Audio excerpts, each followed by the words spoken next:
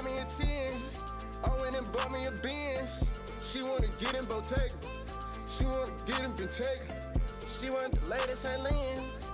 I need the latest FM. Smoking, chilling in the devil's den. Bad bitch say my dick a medicine. She say spread your wings cause you're heaven sent. When I speak it's biblical prophet.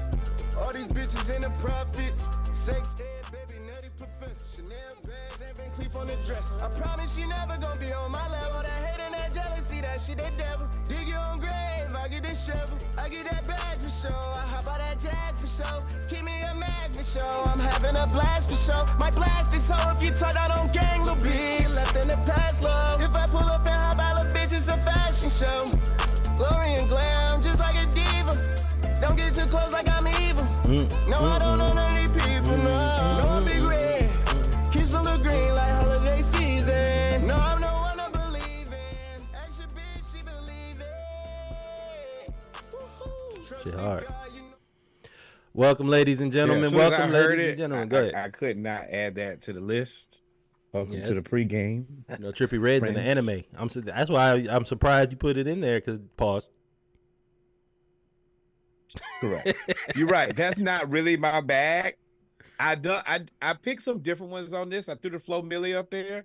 I was like, you know what? It's the end of the year. It's the beginning of the year. Let's broaden your horizon. Let's do something different.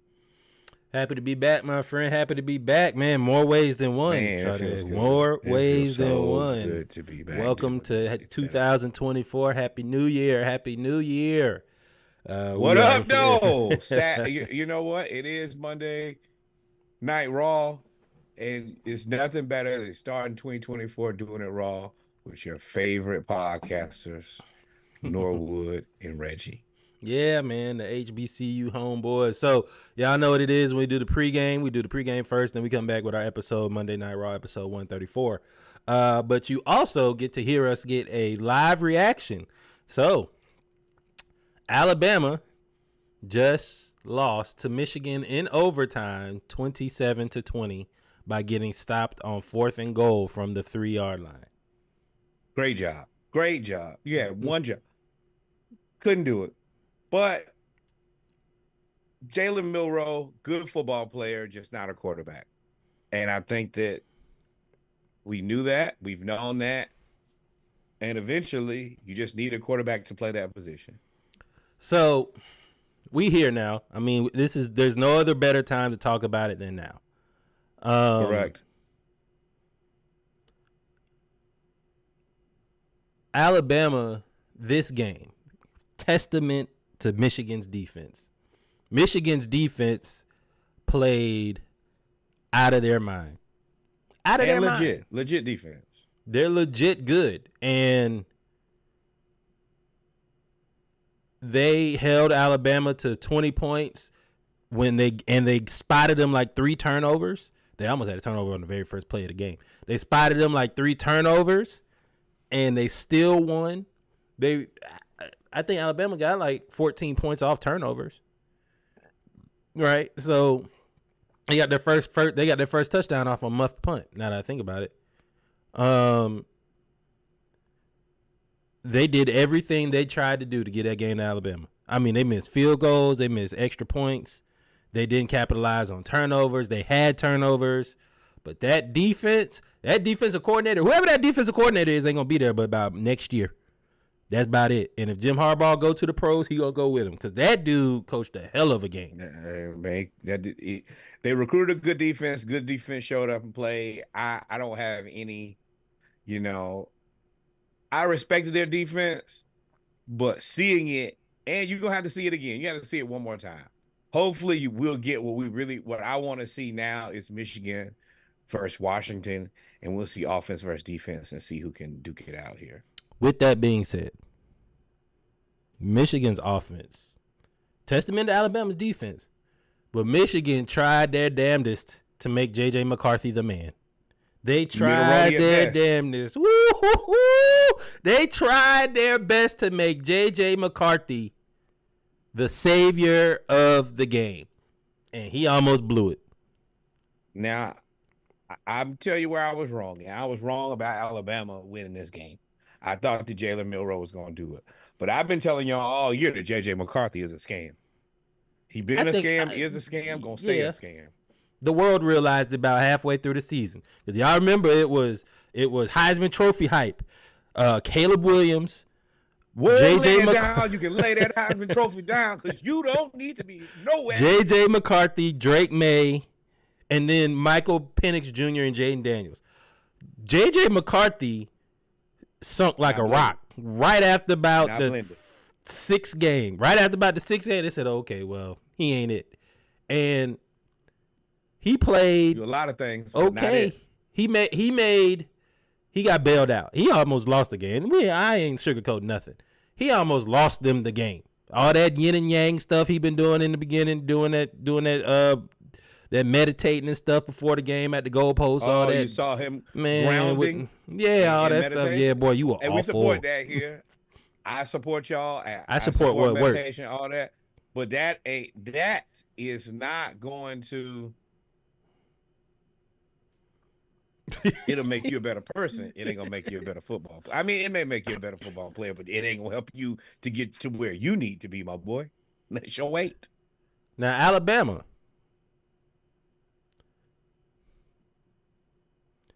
That SEC championship game looked like an anomaly. It looked like y'all peaked there, and it looked like everything else that we saw was the truth. The South Florida game. The Texas game, what's the other game? The Auburn game. Like all them games we saw where it was like they won by 3 and they steadily improving. They was all the way improving till Auburn. All that looked true now. Cause Auburn went out there and got to. I don't even know what the word. I can't think of a word to describe how bad they got beat.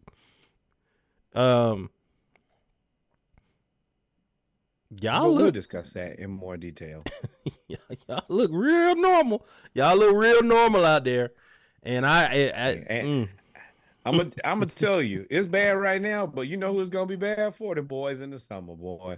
Let me tell you, if you're in Tuscaloosa in the summer, thoughts and prayers. If you committed to Alabama, let me tell you, that boy is finna be treacherous. Lil Nicky is gonna be hellacious on your ass in the summer. He finna take this L. And he's not finna sit with it. He finna stretch y'all out all summer about this here. Let me tell you right now. And if you're a quarterback, you need to find yourself. If you're a good quarterback right now, you need to find your way to Alabama, bro. That job. He about to bring in Tom Brady to work with Jalen Milroe. Why? Oh, Jalen Milroe, you should go ahead and go in the draft. You're not coming back at quarterback. It's over for you. They were calling plays. I said it. I was like, man, they look like Mike Bobo out there calling plays. I'm gonna tell you right now. After the things he said about Bill O'Brien, I understand both sides. Cook him. They gonna cook him. They're not gonna cook him, but you are going to. And you know that he says wild stuff in practice. It's gonna be bad for you. Oh, you thought I was wrong when I said you sucked? Oh, well, did you watch the tape? You sucked. Oh, Bill O'Brien ain't there no more. No, Nick is going to say it. Let me tell you. Oh, you said Nick's gonna say it. Yeah. You was offended. Yeah, at the end of the day, that's my staff. He said what he said, and he really said it on behalf of me. And you proved us to be right. Hey, if you're a quarterback, find yourself to Alabama, yo. That's tight. It's unfortunate. I mean, I don't care. I just say Florida State looked like they could have beat both these teams. To me. Florida State looked like they could beat both of them without Jordan Travis. That team that they put out there on the ACC championship game could have beat both these teams. Yeah. I mean, they opened the door to that speculation. That committee got it wrong because it was so bad in the first half. It was interception, fumble, punt. I was like, man, what the hell? Like this is I was ready to cuss Michigan out. I was like, bro, this is what this is it. Maybe they should have let them in over you. Oh, they about to kick off. All right, but ladies and gentlemen, y'all know what it is when it comes to the pregame. We're gonna get more into we're gonna get more into our reaction from the Rose Bowl, Alabama versus Michigan, and we're also gonna have live reaction to what's going on in the Texas versus Washington Sugar Bowl game 2. But let's start out with our pregame, where we like to talk about uplifting stories, funny stories, and violence all mixed in one. Starting off with Miss Layla Edwards. So Layla Edwards becomes the first black woman to play on the U.S. hockey team.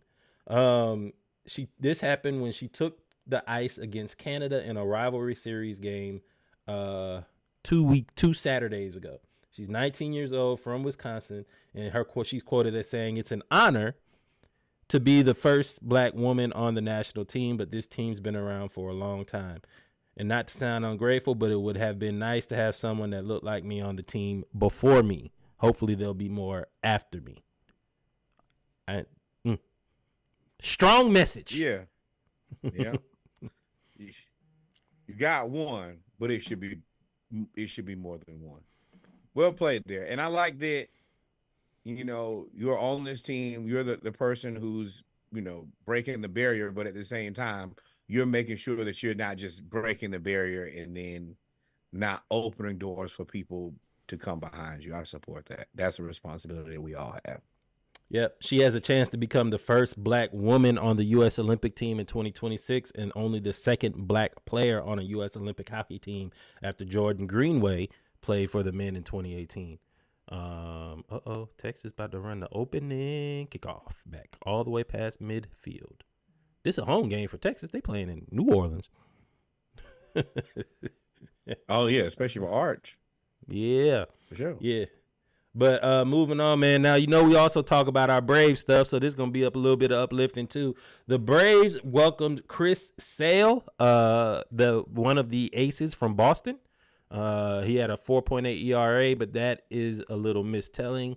He is a really good power pitcher that we add to our rotation of Charlie Morton, Max Fried, and now Chris Sale.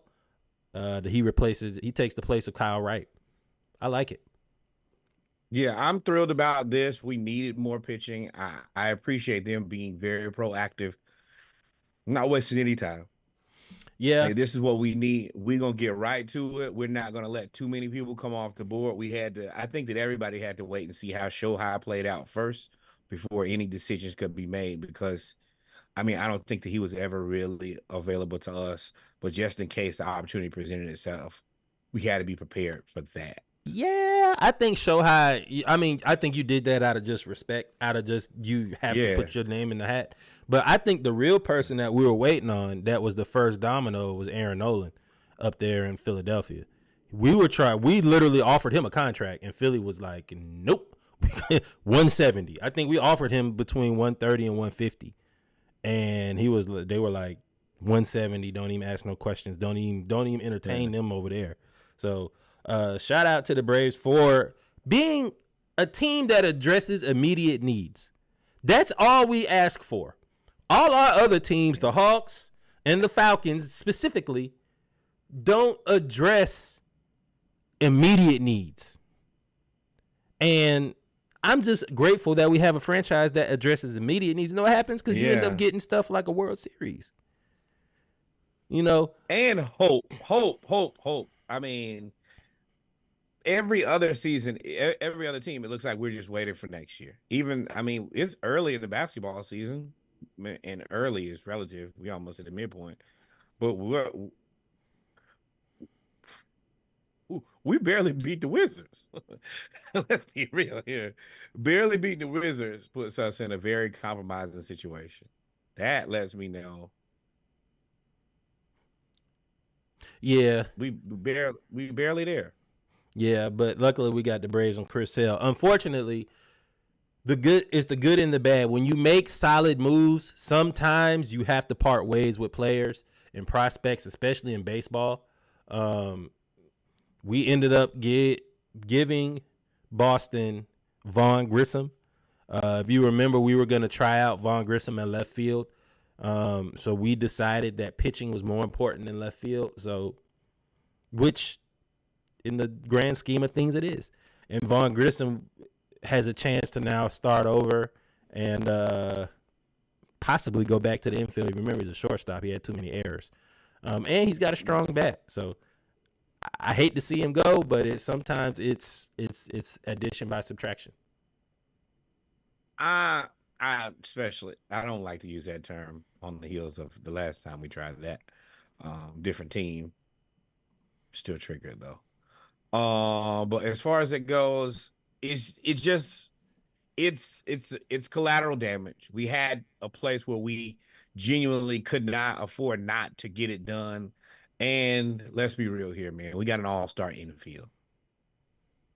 With that being said, you just gotta be, you gotta make the tough sacrifice.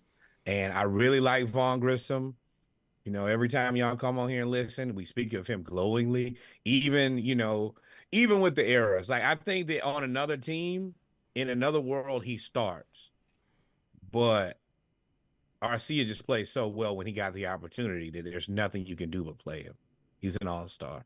So it does leave a hole in left field, though. It does leave a hole in left field because we don't. No, they just got a guy in left field. Talking about that old white dude. Sorry, that old veteran that they signed, the 36-year-old guy. Sorry. Bop, bop, bop, bop, bop, bop, bop. That boy quick scope that man so he said that. That boy shot at him so fast. I didn't mean to, man. But you know what I meant. Like, they signed. But Vaughn was a young prospect. And he was liked around the team. So if he could have played well in left field and then been like a backup infielder, but you need pitching. And all the other pitchers was getting contracts we weren't willing to pay. So, yeah. So Norwood is missing the game, unfortunately. So I am letting him know it is 3 and out for Texas. Washington has the ball at their own 11. Up flag. So let's move on. Hey, you remember in high school when teams played dirty? Absolutely. It seems like, and it's not even a rivalry game. It's just like when you had a prospect on your team. Like if your team had multiple D1 prospects, then or highly touted players, other teams would play dirty against you. You remember that? We used to have that happen all the time. Absolutely, all the time. Bruh, sometimes you just got to go He-Man. So there's a few things I noticed. First of all, I'm going to go ahead and proceed this by saying these refs suck. And this is how you start a fight, and this is how you get people beat up. Now you can play the clip. So you're going to see it's one team that has a different type of demographic from the other team. And the home team is bullying the away team. The away team, all of their players are a lot smaller than the home team, except for one. And he gets pissed. So for those that are listening, we'll get past this, but we're going to watch this video real fast. They just mollywopped him. Here we go. Oh, got a breath. Body slam. Look, and they kill him. This is pure intimidation. And that's the guy. You see his complexion is different from everybody else on that team. I've been there before. And I'm going to tell you, you got his index finger up because you got one more time. He went like this. He went like this, like, all right, bet. Because you see him get up, look, he like, all right. All right, and he walk off like, all right, bet. And they're like, what you trying to do? My man get the ball next time. I'm dunking on it. Shut up. Shut up. Dunked on him. I'm throwing it off the backboard. He went. Broad Iguodala block. Two hand. And then looked at him. And kept going. Move out there. Shut up. Oh, that one. And one. Lefty. Yeah, he went crazy. He went crazy on this. And it's like, and look at the rest of the team. And everybody else is small. And look, this how you know. He talking to everybody. Yeah. He talking to the whole school, like, what up? See, and they trying to tell him to leave. Y'all get on out of here. Now, you do need to leave, though. I really love this. But you do need to leave, though. For sure going to jump you. I've been there before, too. Down at the 1, Washington. But this is the thing for me on this. I love the way that even though the team was playing dirty, he did not get into the mess with them. He just said, you know what? You play like this, I'm gonna make you pay for it. And he stood when there he got and up, destroyed him. Yeah. I tell you all the time, when somebody tell you I'm gonna fix you, you better look around. It's up and it's stuck. Mm-hmm. Somebody gonna get you. Nobody gonna get you. Yeah, So absolutely. now a little bit of violence. Now, if there's one rabbit hole that I have not figured out how to not go down, it is UFC knockout or boxing, kickboxing knockout videos. You remember when they came out with FXX and they called it the Man Channel? Remember, before FX, it was called the Man Channel. It was something else. Then it was the Man Channel. And it was like, all right, no, we got to call it FX or FXX. The joint with Norm Macdonald and I can't think of the other dude. Jimmy Kimmel. Yeah, he was there. He was there, and they would just show all fight movies, like all the time, which they kind of still do. But I be going down. I don't even know what the LABFL is. That is a league of fighters somewhere, and boop. Y'all watch this again. Look, kicked him out the ring, Lord. Oh, my Lord, kicked him out the ring. Bop, bop, bop. Oh, Lord, help me. Ooh, Jesus. Like, at that point, I quit. I don't want to fight nobody else. This could happen again. Like, there's people, if he's not the heavyweight champion of the world, that means there's people better than him, which means there's other people that can kick me out the ring. I'm going to go sell insurance. That's what I'm about to do. I'm going to tell you right now that the world is his and everything in it. Lord, I don't want no smoke, bro. And the smoke that I had, you just extinguished. Why the ref hold back the other fighter? Like, I see that I just knocked him out. I ain't about to chase him out the ring. Gotta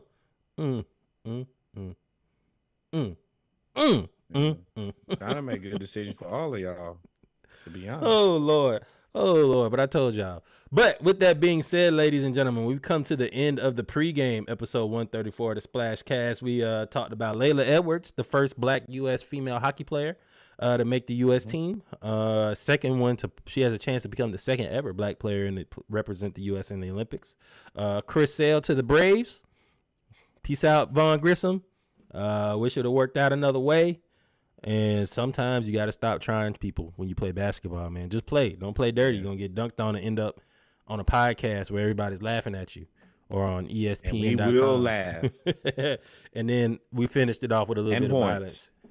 We finished it off with a little bit of violence. Y'all stay tuned. We'll be right back with our HBCU news around the culture, football news around the league, as well as some basketball news around the league, as well as our live reaction to the college football playoffs. We in the pregame, we talked about Alabama versus Michigan. We're going to talk about it some more. We'll be right back. Y'all stay tuned. Nothing.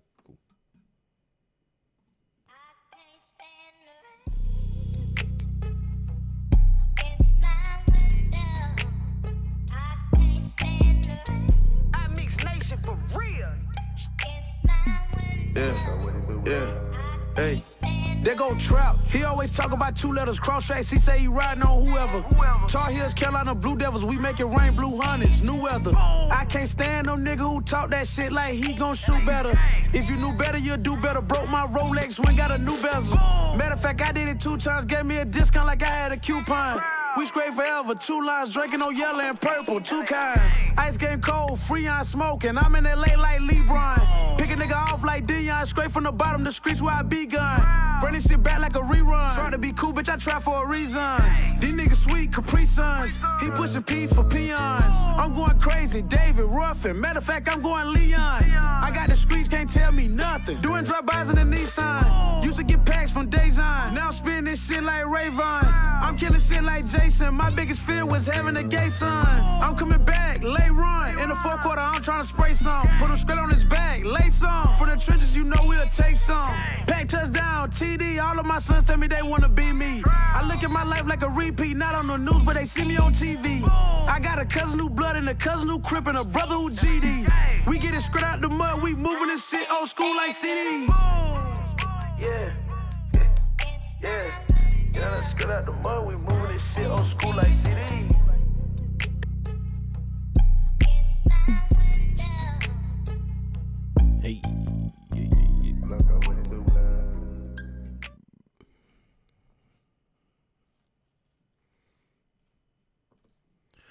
Welcome, ladies and gentlemen, to episode 134 of the Splash Cast Monday Night Raw. I am your co-host, Reggie.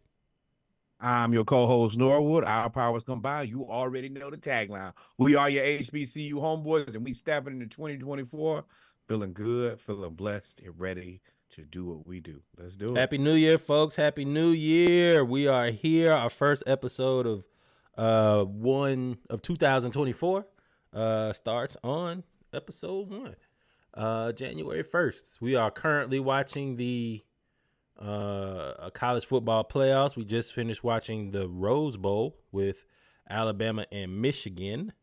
We are now watching Washington versus Texas, where Washington is up 7-0. So you will get a live reaction to what's going on. And we'll talk more about the Rose Bowl in our football segment. Y'all know what it is. We start out with our HBCU news around the culture, followed by our football news around the league and our basketball news around the league. And Texas just called the perfect play. Wow. Let's start off with our football segment. HBCU news around the culture, man. We're going to get right to it. Bombshell. FAMU head coach Willie Simmons is leaving to accept a running back coach position at Duke, where he reportedly will make more money as the running back coach at Duke than he will as the head coach of Florida A&M by about $100,000. Now, I want to be very clear, of course, at this point, this is all allegedly. There hasn't been a press release, but this is kind of making the rounds pretty quickly. And with that said, I mean, it's tough. And the reason it's tough is because say he moves to Duke, you end up with a much smaller responsibility. You got a position group, probably 8 guys at the max versus running an entire team. Now you run the whole team, you have more control over your future. You have more control over the program, but it comes with a lot of responsibility. So here's a little bit of the rumor mills I've heard. I heard that FAMU's athletic department is in a deficit. We don't know. That's allegedly. That too. I've heard that Duke offered him more money. I heard FAMU. Now, I have seen this. This is official. They started a fund to try to close the gap by the alumni. They absolutely did. And they closed the gap, and he still left. Which, that, I understand both ways. Because you were there. You want to get noticed by a larger program. So, you have a chance to be, offensive coordinator, then you can be a head coach of a bigger school with, I don't necessarily agree with your point that you are not responsible for everybody, because I think his ultimate goal is to be a head coach. Yes. But I mean, if at the end of the day, it's like your job. You got your job as presented, or they have another job where they'll pay you the same amount with maybe a third of the responsibility. What job you want?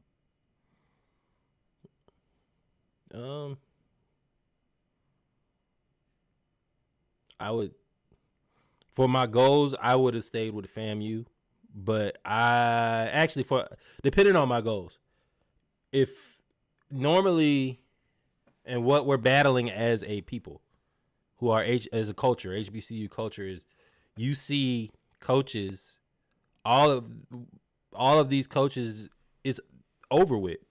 The 20, 30-year coaches ain't really going to happen no more. And that's what HBCUs are known for. Having pillars of the community, 30-year coaches, Buddy Pugh, Eddie Robb, Pete Richardson, at least 15, 10, 15, 20 years, FAMU coach. Bethune-Cookman coach, guy that retired, I can't remember his name, best dressed coach at HBCU, Joe Taylor. Like, everybody goes 10 to 15 years. So now you seeing the recognition that you get when you deserve as being a top head coach gets you pulled to another level. it's kind of like, I don't want to say it, but I'm gonna say it. It's kind of like when the PWIs figured out about black football players, right? HBCUs in the 70s were so good because they got all the black players when the HBCUs, because it was integrated in the 50s. I mean, not integrated, segregated in the 50s and 60s. And the HBCUs started winning and started playing close games. And at that point, and a lot of times they lost because they got cheated. So Facts. At that point, you start bringing in HBCU athletes. And when you bring in HBCU athletes or players that would have gone, you bring them in. Now things start looking a little differently. Start to separate, and you get what you have now. All of us watching the college football playoff, where there's more black people than anywhere else So now you're starting to see that with coaches, and the same thing is going to happen to coaches. I just hope that Willie Simmons, by taking a position coach, he can't take the whole coaching staff. So if he left the coaching staff intact, hopefully one of the younger coaches or position coaches, like the quarterback's coach, becomes the offensive coordinator / head coach. Oh, they say that the guy, I can't think of the man's name. I saw it. They plan to bring a guy who played at FAMU and is on the staff. He's been allegedly the coach in waiting for the last couple of years. So that he had a 6-year run, to though, be man. The plan already. Yeah. You can't get mad at a hell of a 45-13, 22-2 in the SWAC, one FCS playoff appearance, SWAC championship, Celebration Bowl champion in the first 2-3 years in the SWAC. I mean, and he won the MEAC when he was in the MEAC. Now, they putting on just the SWAC stuff. He won the MEAC. No, he didn't. He lost to South Carolina State in Central. But, he ushered in a new era into FAMU football. So he had a hell of a run, man. So congratulations to him. I'm going to give him some applause. I'm not going to boo him. Nah. And that's the other part. Let's make sure we respect this dude. Like, he's done his best, 45-13. And these are like some Power Fives that he's playing against. No losing seasons, 22-2 in the SWAC. This is a job well done. And we have to be okay with someone coming here, proving themselves, doing us a solid bid, and moving on. Now, I hope that when he goes to Duke, if he recruits a guy and he says, oh, well, he identifies, all right, well, you can't get to the Power Five right now for whatever reason. Hey, I do have a place for you. I got a guy that I'll call and I'll look out for you. As long as we kind of working back and forth, there are a bunch of different things that you can be doing. Hey, when these guys graduate, make them graduate assistants at Duke. There are opportunities if you're willing to do the small things that you got to do. Hey, when it's time to put people on the schedule, Duke, put FAMU on the schedule. Just those type of things you can do in order to help uplift HBCUs, even working at a PWI. It's the same responsibility we have working in corporate America. Sure, this is where my paycheck comes, but that doesn't mean that I get to forget about the people who helped me get to where I got to. Yeah. And donate to HBCUs. 100%. And if y'all raised all that money to keep them now, y'all can raise some money to get the athletic department. Whatever the athletic department going through financially, y'all have shown that y'all can raise money very quickly. You've set a precedent. Make sure that athletic department stays where they are, or at least elevates. So moving on, man. McNair, I don't know what's happening out there in Houston now. Texas Southern convinced Fred McNair to leave Alcorn State, and he accepted a job at Texas Southern. Then, before he signed a contract, Andre Johnson and Ed Reed expressed interest in the job. The board of trustees and the board of supervisors and the administration are in a dispute about hiring Fred McNair, proven great coach at Alcorn State, won the SWAC a couple times, and Andre Johnson, more of a former NFL pro celebrity football player. This is an ugly situation. Bad. And it's bad because bird in the hand's better than two in the bush. My grandmother always told me that. You talked to this man, you negotiated, you came up with this deal. Now, I will say, I like Andre Johnson. I love what he does for the city. I think he's one of their best icons, and he's an icon, very similar in the same way that Eddie George is. He shows up more than he talks, and he's respected universally. And he's But you been already had working with the university too. correct. But you asked this man McNair to leave his job, and he did for you. Then you got to take care of that, man. That's just what it is. Maybe at this point, Johnson and Texas Southern and Andre Johnson, y'all two ships passing in the night. There'll be another opportunity, or if there isn't, then you found your guy. But at this point, that man quit his job for you. Yeah, I mean, he left Mississippi. He left Alcorn State, established program that he has had. A good job. And y'all convinced him to go now. Yeah. And I don't know if he can sue because they never signed a contract now. Yeah. So I'm sure he can, but this also, there's a ripple effect to all of this. Now, if Fred McNair ends up becoming an open head coach, I know Southern just hired their guy, but you got to look at it. You got to look at somebody looking at him to try to be the next head coach for somewhere. Yep, I 100% agree, and yeah, it's surely something. It's surely something. Although McNair appears to be the easy choice due to his track record, blah, blah, blah, blah. The Texas Southern's head coach search committee recommended Fred McNair as his top choice. His name was submitted. According to the source, the Board of Regents planned a special meeting to approve his 4-year, $313,000 annual contract. The board did not approve it. Interim AD Robert Raines of Alcorn State released a statement saying Coach McNair and the school could not reach a mutual agreement on a multi-year contract, which is why he's leaving. And now they are in limbo. So we're going to follow this closely. And I hope they figure, I don't know when you figure this out. This affects recruiting. We already saw it. FAMU. Affects everything. FAMU had four Florida State players coming to play at FAMU, and they decommitted as soon as he left.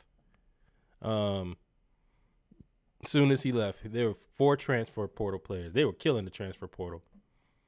So that's crazy, man. Y'all better get it together. And this is why you don't try to get a overnight celebrity coach to be your guy and go for the shock value. Y'all better go for somebody that's proven, because it doesn't work when you go the other way. Yep. Go ahead. No, that's it. I think that, and it's one of those things that shout out to gosh, I can't think of his name right now. But do good business, man. At the end of the day, you're supposed to conduct good business. And historically, HBCUs have not done that. So I think it's it's more important that you do it. Yeah. Now, speaking of coaches, the 2024 HBCU Legacy Bowl, we reported on this before. Chinnis Berry is going to be there's Team Robinson and Team Gaither. So Chinnis Berry, Larry Scott, Alvin Parker, and Willie Simmons will all be head coaches. I wonder if this changes now that Willie Simmons is leaving, because this game is February 24th, I believe, 2024. So I wonder if this changes that's a long him. time away, though. That's too much. I wonder if this changes him being one of the coaches on the team for the bowl game. Either way, he deserves the utmost respect. This is the title he gained. If they decide to go in a different direction because of the coaching change, fair. This might be a chance for you to recruit, bring some. For him to recruit. That's what I was thinking. Yeah. I don't ever think that it's a bad thing as a football coach to see football players play football. Yeah, I'm just saying, if HBCU Legacy Bowl and now you don't, and you were representing FAMU, I probably would put, and you can't just bring FAMU's a new coach. Like, it's ugly, man. It is ugly. We got a couple more stories before we move on, man. So, surprising enough to me, wrestling has started taking off again. I didn't know. I mean, and it is a multi-million-dollar, billion-dollar industry. Billion. Wrestling is the ticket. They're gonna sell out every time. Like sports, everything else. There's a good market and there's a bad market. Since wrestling is more, don't get mad with me, because I do think that y'all professional athletes. Since it's a performance, every game for them is a home game, so they're gonna sell out every time. Yep. So, why are we talking about that at HBCU, you say? Well, it turns out that Caden Cole, formerly known as Alyssa Lacey Lane, is a professional wrestler with WWE Raw. She went to Shaw University. She was a member of the team and helped them achieve great success in basketball. They went to the CI. They got 2 CIAA crowns, 2 regional titles, and 2 Elite 8 appearances, 2 Final Fours, and the NCAA Division II national title between 2010 and 2012. She is now a tag team champion. So shout out to her, man. It's a lot of money. Yeah. And yeah, I mean, realistically, this seems to be a new opportunity for a lot of athletes to continue to stay in athletics and not get a real job in the opportunity of, like, do this first. And I will say, WWE, if they like you, they take care of you for a long time. You got to do your part with your body, but outside of that, man, there's plenty of money to be made. And if that's how you can make it, I'm in full support of it. Get it how you live. And I like that they're incorporating HBCUs. Like, they're actively seeking HBCUs and they're giving them an opportunity. I think that it is a match made in heaven, and I hope that it continues. Yeah, man. Darcy Kahn was a prolific track athlete with Howard University, is making national headlines as she joins the WWE Next in Line program. She's a senior at Howard. She's looking for a new arena to dominate. The WWE Next in Line program targets collegiate athletes of all sports and hoping of developing them into professional wrestlers and becoming the next stars of the business.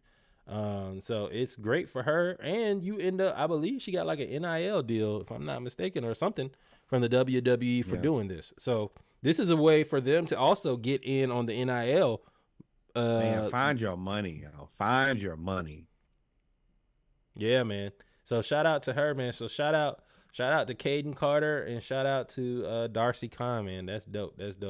And lastly but not least, man, the HBCU baseball tournament was announced by Travis Scott. The Travis Scott Foundation announces dates for the 2024 HBCU Softball Classic between Friday, February 16th through Sunday, February 18th at Minute Maid Park. The 6 competing teams will be Alcorn State, Southern University, Jackson State, Texas Southern, Prairie View, and Grambling State. They'll have home run derby, the softball game, as well as other things that you can play on site. I'm going to this. You are? Yeah, 100%. It's here in Houston. I'm going. Yeah, man. Splashcast will be, you heard it here first, Splashcast will be in the building for the Travis Scott Foundation HBCU Celebrity Softball Classic, man. I can't wait. It's in February, I probably won't make it have to work. But you should go. I'm always for showcasing HBCU athletes. It's an easy thing to support. It's going to be a good time. One thing that Travis Scott does is he knows how to have a good time. He puts on good shows. He does a lot for the community. So yeah, this is definitely something I'm gonna make my way out there this year, and I'll make sure to get some good footage, some good content for us. Yes, sir. Yes, sir. Well, ladies and gentlemen, we've come to the end of the HBCU News Around the Culture segment of episode 134 of the Splashcast Monday Night Raw. We're going to be right back. You're going to take 30 seconds as you listen to the Splashcast soundtrack. We will do. Oh, it'll be 24. It'll be 24. It was gonna be 36, but I had to sift through and really, I'm getting to good music here, man. I'm not giving y'all filler. I never have. I never will. Yeah, so we'll be back with our football news around the league, where we'll talk about NC at this bowl season, as well as coming down to the finish line for the playoff push for the NFL. Man, we got a few things we're gonna talk about. And I'm gonna have a beverage. You are more than welcome to join me. We're going to 2024, sipping a little bit, sipping and tripping, baby. Y'all stay tuned. We'll be right back.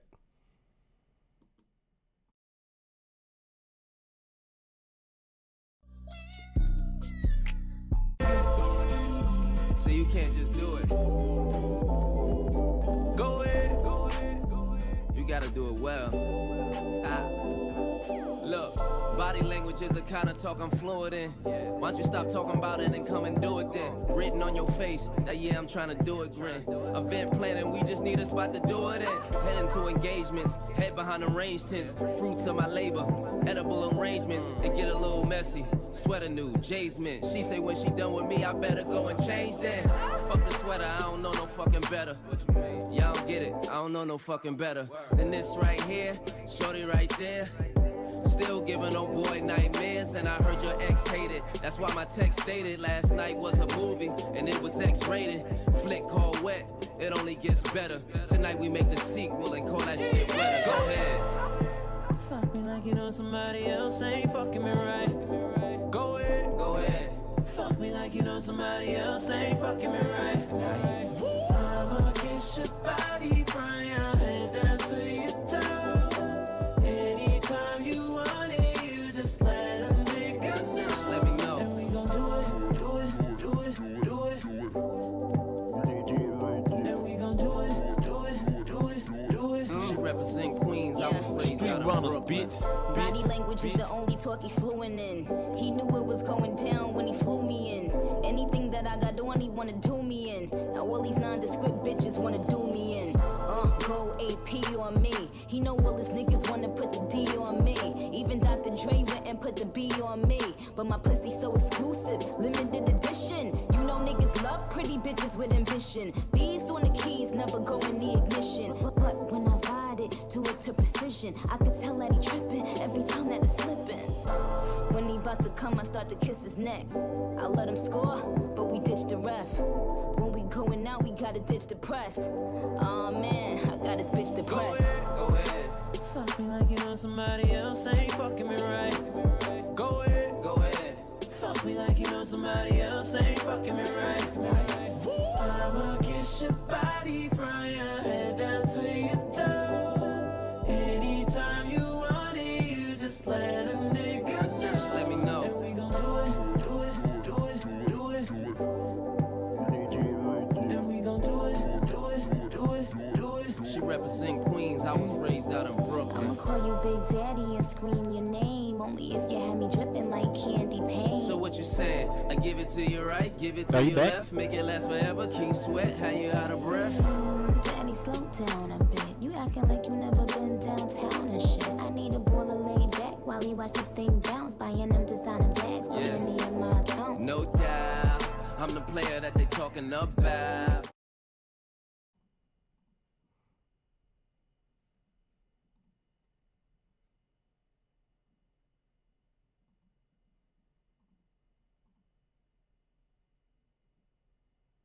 Oh man, Norwood. I didn't do nothing. Nah, we here, man. Welcome back, ladies and gentlemen. Episode 134 of the Splash Cast, the Around the League edition. Our football segment, news around the league. Bowl season has happened. Strength of 2024. Bowl season has happened, First. man. I gotta update these links. This isn't. Well, while Reggie does that, we are excited about stepping into 2024, and the Chinese weather balloons is sneaking and geeking. I see, but they can't stop me. Can't stop, won't stop. Rockefeller Records. No, we here, man. I'm just the score. I was trying to bring up the score of the For which one? Georgia. You said UGA stomps Florida State. Oh, they won 60. What was it? 63 to 3, whatever it was. It was. So well, fuck it. We just gonna talk. But it So has changed. I ain't got nothing. Yeah. I ain't got. We just gonna talk.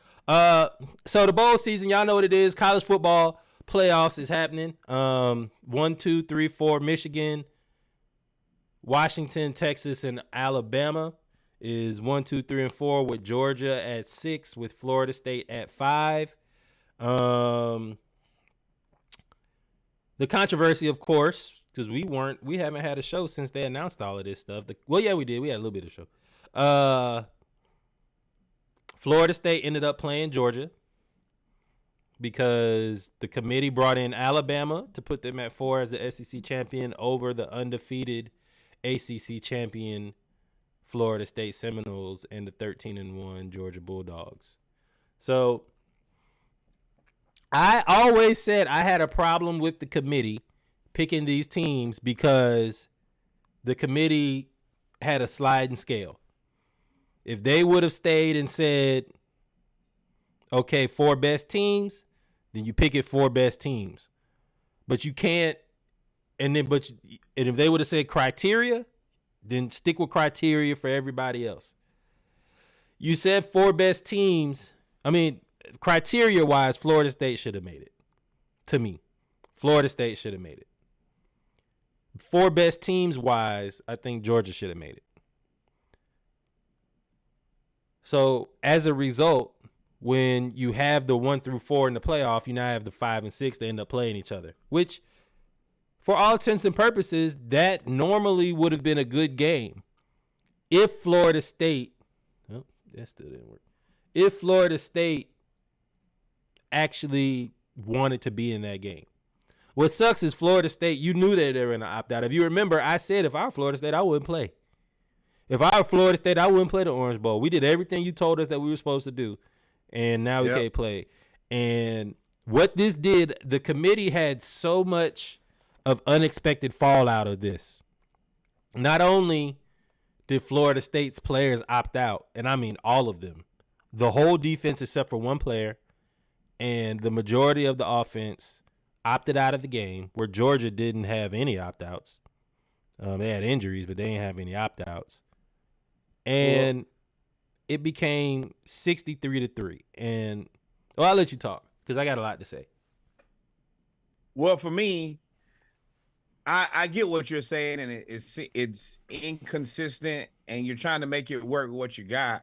But this was always was my biggest objection with the 4-team setup was you only can put yourself in a bad situation. And it's kind of ironic that on the very last year of this current setup is when it all kind of falls to pieces. I think that at least, waited to the end to kind of break, but it's broken.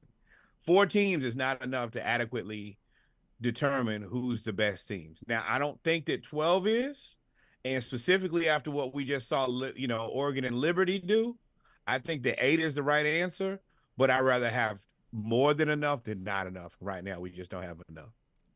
Yeah, and so Georgia, and I got a problem with a lot of people here. I saw all the message boards. Florida State got what they were going to deserve. This was going to happen anyway because Georgia is that good. What I just saw in the Rose Bowl, a fully healthy Florida State team, sans Jordan Travis, could have done exactly what Alabama did not look heads and shoulders above Florida State in the Rose Bowl. Now, whether that had to do with Michigan's defense or Alabama's offense, we'll talk about that. But they did not look. That Florida State team with no Jordan Travis and the second string quarterback would have done exactly what Alabama did. So I don't know if I agree with that. I do. And the reason I am not sold on that is I saw how Florida State played Florida. And there's not a chance in hell that I think that you could have dropped Florida in this game and been competitive. That's not fair. I also saw Alabama play South Florida.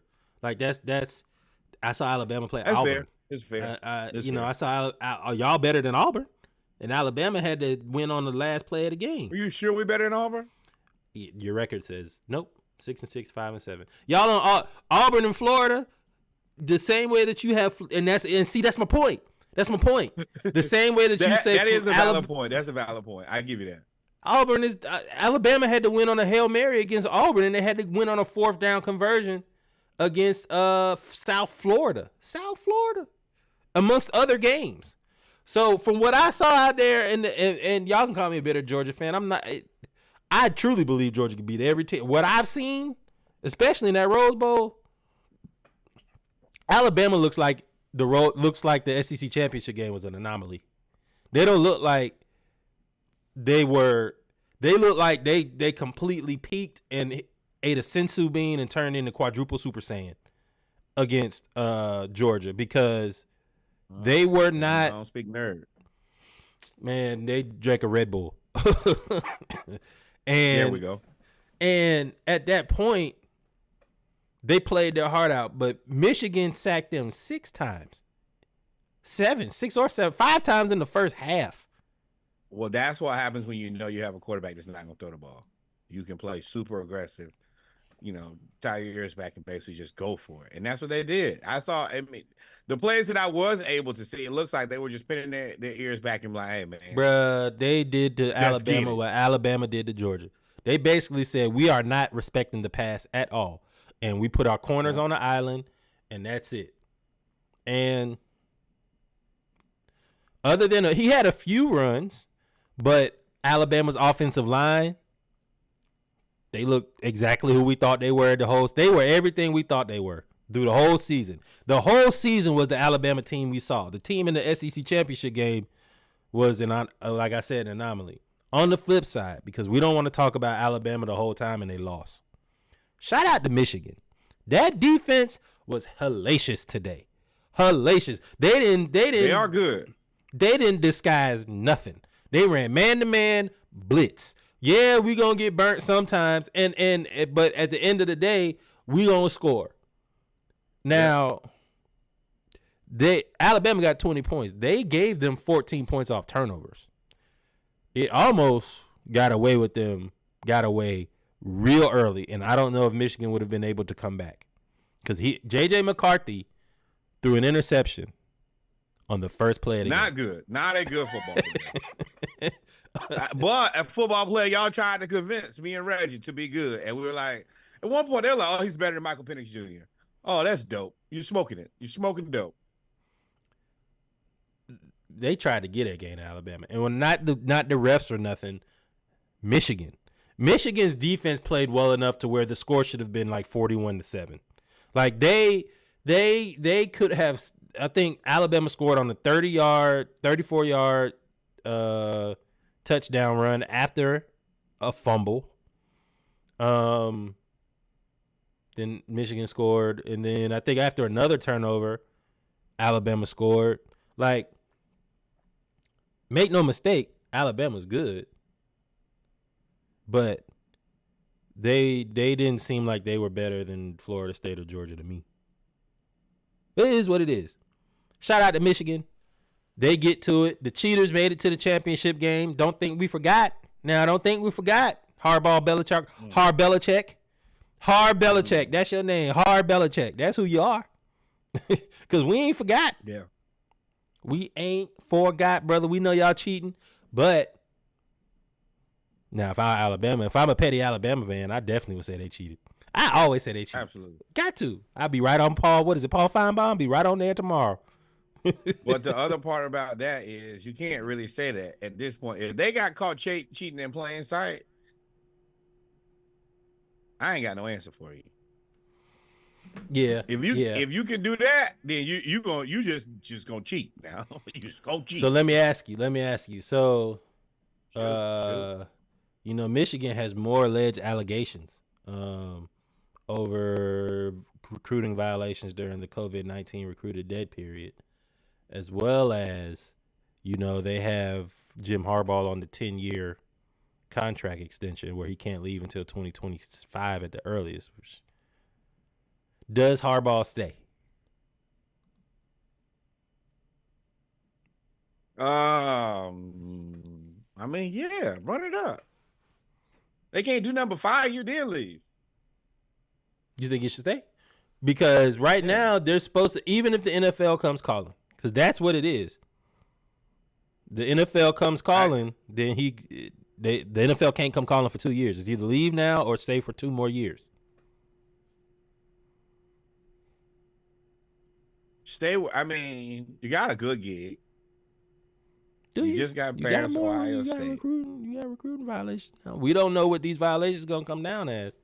Well, that's the other part. A part of that is you kind of got to go into it and figure out what am I facing here? And depending on what you're facing is how you make your decision, which is messed up to me. But I say you can't play that card twice now. You can't say I ain't know twice. He said I ain't know that they was cheating and all of that with the signal stealing. But you got to know, like, all right, well, this allegation, what is it? You made it through the tough point of the season. Hey, honestly, y'all want to suspend me another 3 games to start the season? Fine. I have a hell of a vacation. Yeah. Update. Washington is up 14-7. Kickoff. So there were a lot of funny moments in this Rose Bowl, including NIL everybody has their own brand. So Jalen Milroe and Terrion Arnold have their own brand called Lank. Let's listen to what Reese Davis has to say about Lank and what he thinks it's called. Milroe often wears his own branded apparel reading LANK across the front. It's an acronym that stands for Let a Naysayer Know. Being told by his... Let me tell you something. Shout out to Pat McAfee for being the cool white dude, because he picked up on that early. Let's let it run out. Former offensive coordinator Bill O'Brien. That is not what I thought. Is that not what you thought? Boy, let a naysayer know. Let a naysayer know. Of course. The professional's right in the middle of his lead. That's all right. I just keep you almost lost me. It got real tight up here as you were. I just want to let you know. Reese, you were too smooth with that. I thought it was going down. It was going down out here. Whoa. You can tell he's made it to Black Twitter before. He's experienced Black Twitter. Who? McAfee. McAfee. You remember he's on game day, and they did game day at Jackson State with Jackson State versus Southern last year. That just means you went to Jackson State one time. But please look at him. Number one, Joey is in tears. Joey said, "I thought it was about to go down here," because everybody knew Ian don't mean no naysayer. And as the person who started an organization and needed to change some words in order for it to be socially acceptable, I completely understand this. Shout out to the dive team. But yeah, naysayer, it works. You got to make it work for you, man. Like what Case would say, put your spin on it. That's what you did. Salute. Real men and genius. So I do want to, before we end talking about the Rose Bowl, congratulations to Michigan. But Jalen Milroe did not have a great game. He didn't have a bad game, but he didn't have a great game passing. And I understand coaching, but it's hard to root against him when your own offensive coordinator, Bill O'Brien at the time, told Jalen Milroe he shouldn't play quarterback and told him that he sucks. First of all, you probably shouldn't tell your starting quarterback that. And I mean, let's be honest, he's as bad as he is, he's still such a good football player that he was in the Heisman. He's top 10 in the Heisman, man. Like at the end of the day, that's a hell of an accomplishment. Now I don't think that this was this year though. I don't think Bill O'Brien is their offensive coordinator. I think this was last year because he's a redshirt freshman. Oh, right. So, but still, and I mean he did get his spot taken. But Bill O'Brien wasn't exactly wrong either. But I personally think that there are things you should say and shouldn't say. And clearly, like this resonated with this kid. But I'm gonna tell y'all, and I've told the group, and I'm gonna say this to the high heavens. Whatever you believe about Taysom Hill, you should believe about Milroe. You should believe Milroe is a better evolution of that guy. And I'm gonna tell you, I think that I've taken the Patriots off of this list because I just think that everything Patriots involved is really just Tom Brady. They're not finding guys anymore just off the street. I think that he would be an excellent San Francisco 49er. I would find a way to draft this kid. I don't think that he should go back to Alabama. I think that he should just he's go to the definitely going combine. back. No, he's definitely he needs to develop as a passer. I think he needs to cut bait on that. Let's be real. You're not going to be a quarterback at the next level. You're just never going to get there in enough time. And that's fine because you do have a place in the NFL. I think that guy, whatever you think about Deebo Samuels, you should think about him as well. I said that he's probably a bigger, better version of Jarek. I think he looks exactly like Jarek did at Georgia Southern. Jarek McKinnon, who plays for the Kansas City Chiefs, was drafted by the Minnesota Vikings.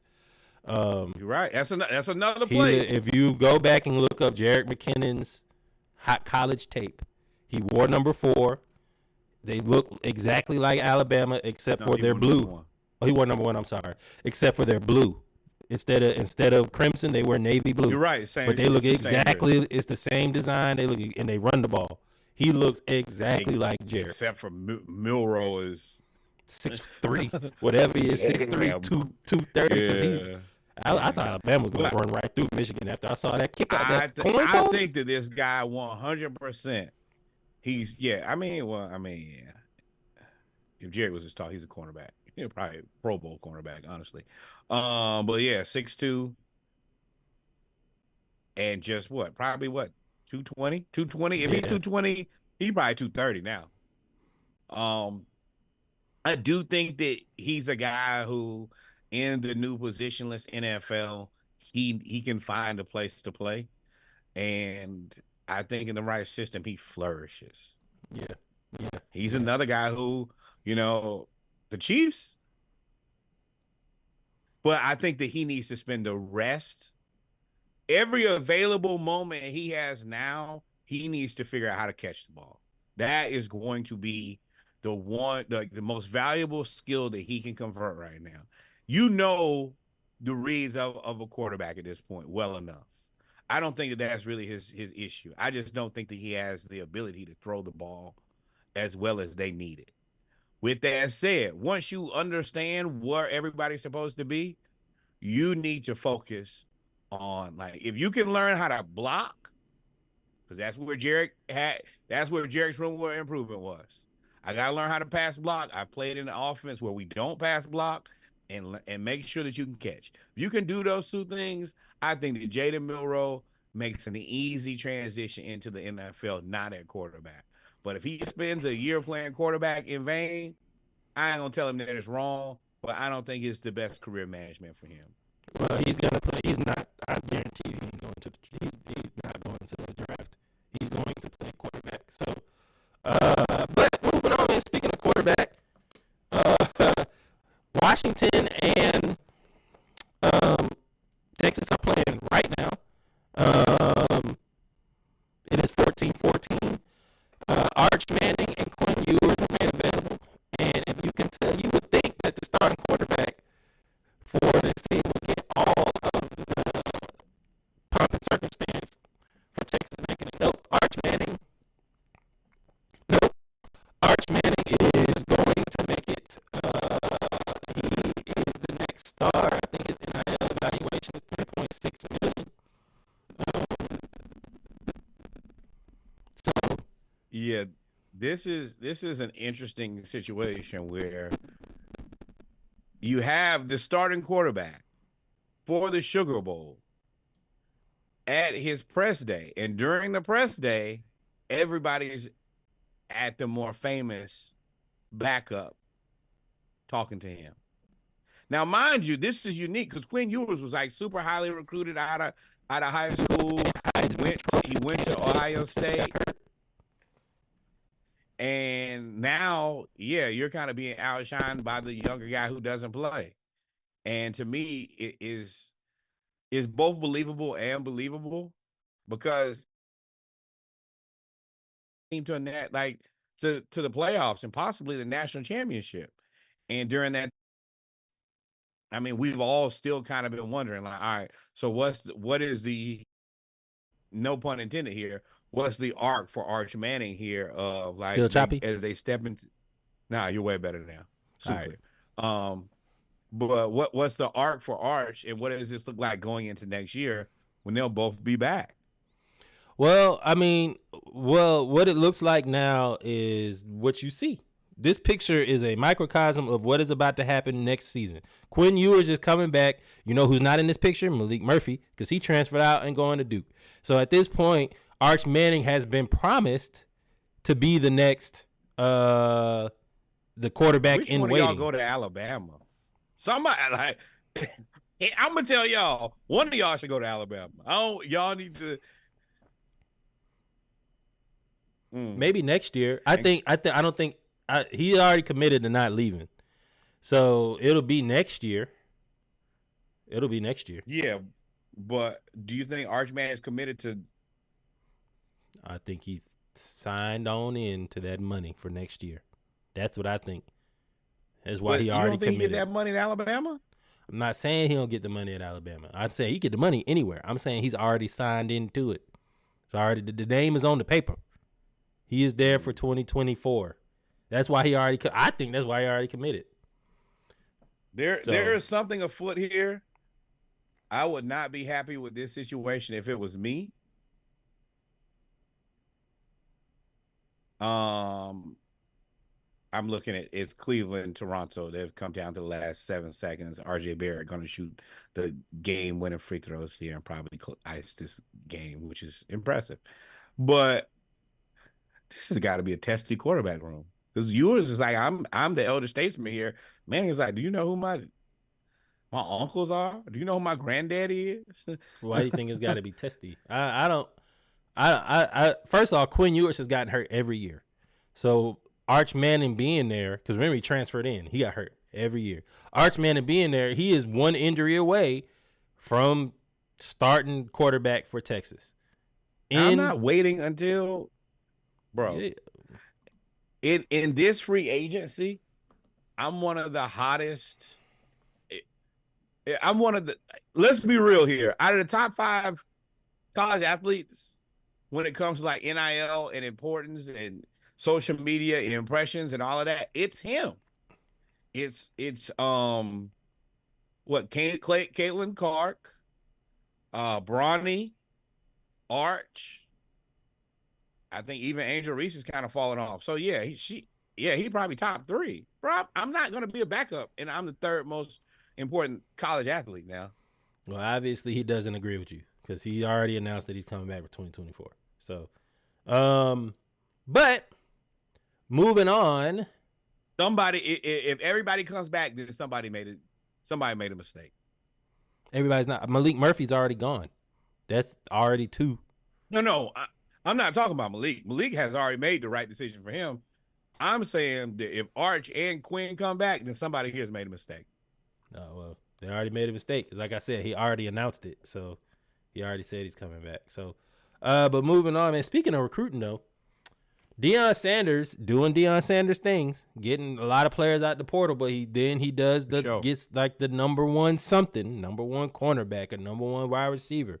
In this case, he got the number 1 offensive tackle, Mr. Jordan Seaton. It came out that they were interviewing Jordan about signing with Deion at Colorado. It's crazy how you say signing with Deion, and we always say sign with Georgia or sign with Alabama or sign with Florida. Yeah. Signing with Colorado, and he reveals about the dirty recruiting tactics, where it's apparent that a bunch of coaches just don't like Deion, and they said, "What do you want to be? You want to be a rapper or something?" When it comes to him in his recruiting.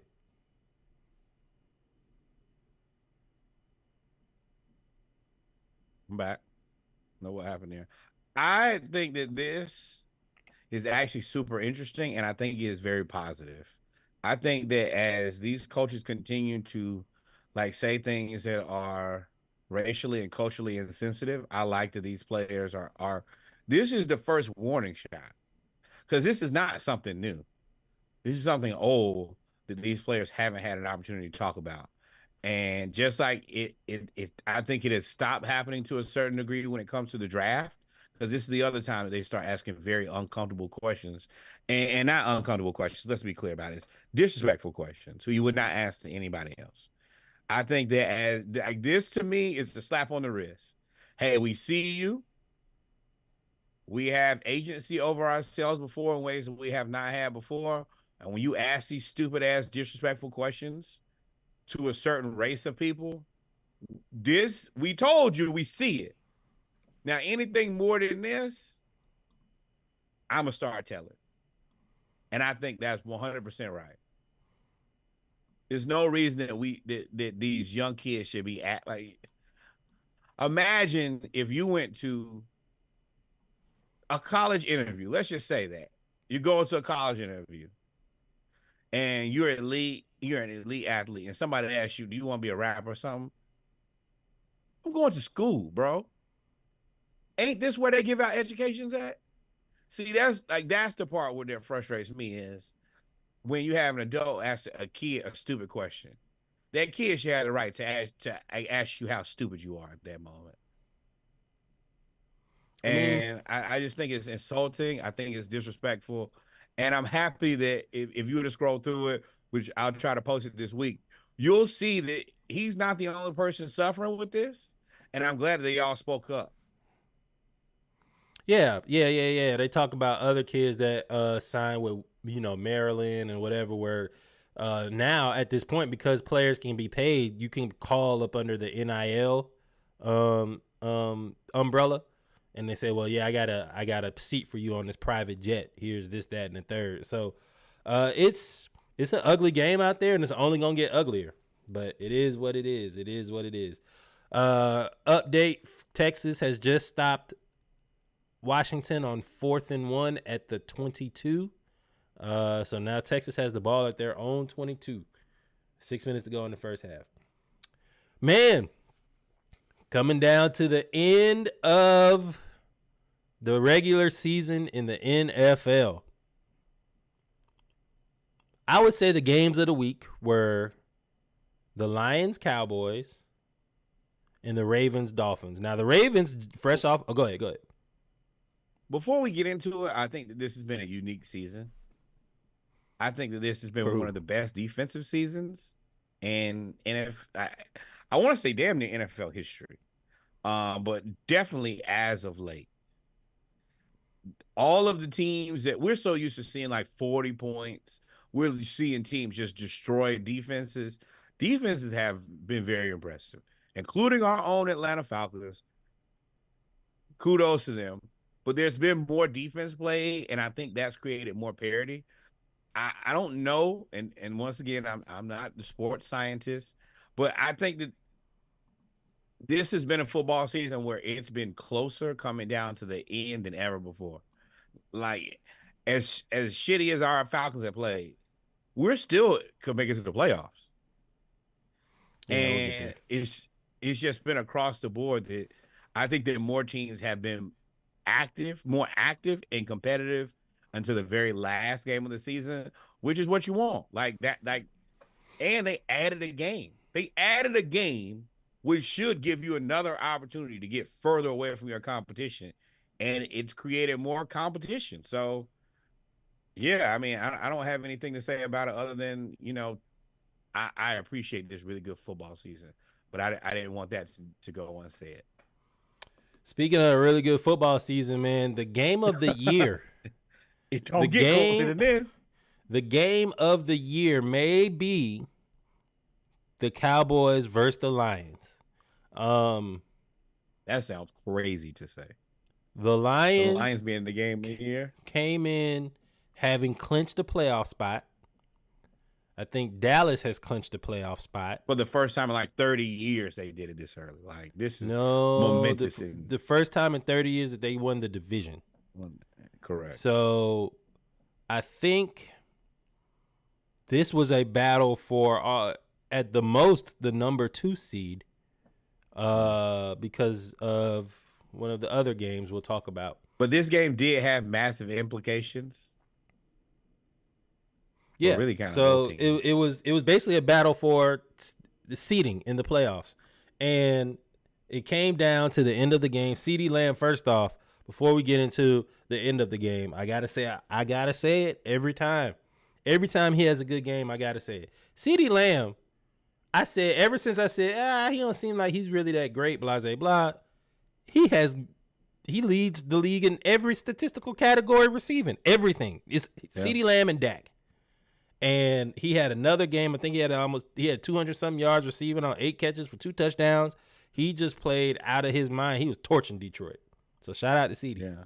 And I'll be on record. I want to make sure, especially in 2024, I think I did a pretty good job in 2023 of acknowledging when I missed the boat, but I want to be better in 2024. I've said all season that I think that he's a wide receiver 2, not a wide receiver 1. I don't think that I'm necessarily wrong, but I also have to give credit where credit is due. He's had a hell of a season, and if you can continue to play like this, I'll shut up. I'll be the first person. I ain't like everybody else. I ain't going to double down on dumb, but I do have to see it again. But this season, you were the wide receiver 1. You had a hell of a season. I think he broke Michael Irvin's single season receiving yards record. Kudos, to beating Playmaker. And I rethink what Playmaker said about retiring your jersey now that I see him do this. Don't he retire looked your like jersey. I think he's having the best statistical wide receiver year in Dallas Cowboy history. Correct. And which is Alvin Harper, which is Dez Bryant, which is Michael Playmaker Irvin. Like, that's an elite category to put yourself in. And what's the dude who number 88? I can't think his name. Drew something, who wore 88 before Michael Irvin. He's all in the elite company, and for you to be the number 1, you made me reconsider a lot of things. Kudos to that. That being said, and it's said, Dallas cheated. For sure. Dallas, I don't know who cheated. I don't know how to say cheated. Either the refs cheated, Jerry paid somebody, because y'all remember that Jimmy Johnson finally got inducted into the Ring of Honor, which is a whole nother discussion, because not many people that were with a team for 4 years you get to go in the Ring of Honor, but you happen to win 3 championships in 4 years, whatever. But all eyes were on the Cowboys in this game, and the Cowboys almost imploded totally in this game. All they had to do was run the ball, but they decided to throw the ball at the end of the game up a touchdown. And that allowed the Lions to get the ball back with a minute and change left, and they went right down the field and scored a touchdown because of what? We know that the Cowboys defensive coordinator is who? Dan Quinn, and Dan Quinn loves to play what at the end of the game? Prevent. And prevent prevents you from winning. And the Lions go down and score. Boy, Daniel Quinn, boy, you go to hell. I don't care how everybody else might like you. I don't give a shit. You go to hell. So I know the Lions get down, score. Immediately, Dan Campbell goes for 2. He told y'all, going to get that. We getting the hell out of here. They go down. They run the trick play, the perfect trick play. The ref calls illegal touching because the extra offensive lineman that caught the touchdown he says that he didn't report. It then came out that they said, well, he didn't report and he was covered up on the line of scrimmage, so therefore he was an ineligible receiver downfield. So either way, they were going to lose the game. That is what the explanation was given to Dan Campbell. That is the explanation that was given at the time, and that was the explanation that they put out. Then this was released for those that are watching. And for those that are listening, this is Jared Goff for the 2-point conversion, telling Decker, the offensive lineman that catches it, go report. Decker and another offensive lineman, along with number 70, run and report. Decker reports. Then Decker lines up, and he is clearly uncovered at the end of the line of scrimmage, which makes him a legal receiver. They followed all the protocols. And before we even go past that, Dan Quinn explained the entire play before the refs because it came out that the refs meet with each team before the game and they go over, hey, if we ever get in this situation, this is our trick plays. We run trick plays. This is this. The Lions did everything right and got cheated and lost. Dan Campbell was so angry. He couldn't even express how angry he was. The best thing you can do in this situation is be quiet. No, do not be quiet. Is to say we were wrong. We made a mistake. Oh, you mean the refs? We could have done better. Yes. Everybody who's not the Detroit Lions. Because anything less than that is completely unacceptable, man. Like, it's a bad situation. Don't make my situation worse by you sitting up here telling me this crock of bullshit. Just tell me, just own up to it. At the end of the day, we're having a great season. This will probably be one of the things that he will be able to harp on for the rest of the season. He's going to tell his team going forward, take it out of their hands because they'll fuck it up. They'll make a mistake. They don't want to see you win. There is an opportunity for him to understand that this is a teachable moment. But outside of that, as the NFL, y'all got to be like, hey, we have to be better.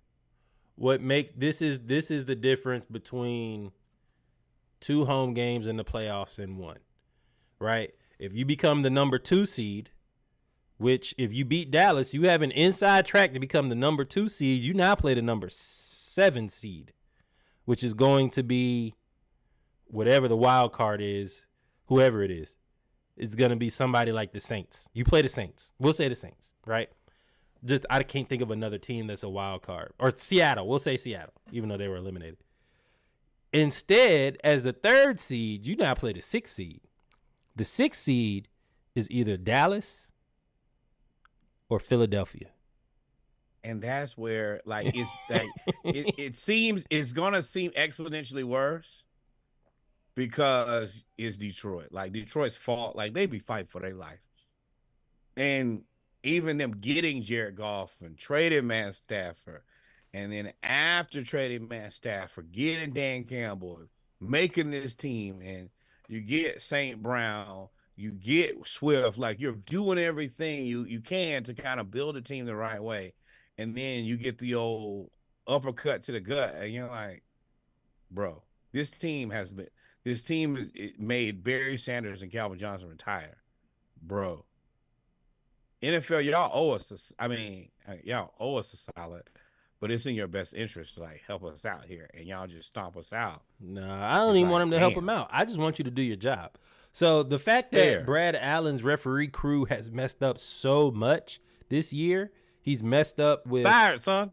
He's messed up with the Lions now in the most egregious way.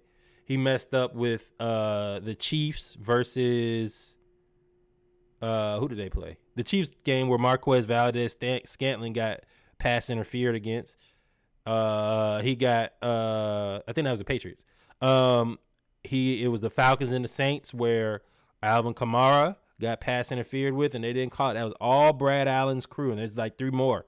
And he has been downgraded and out of the 2024 playoffs. And normally that's incentive based big bonus money that he's missing out on. Yeah, at this point, everything that you get, you earned.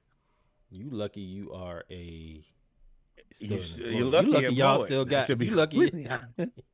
You lucky that y'all got.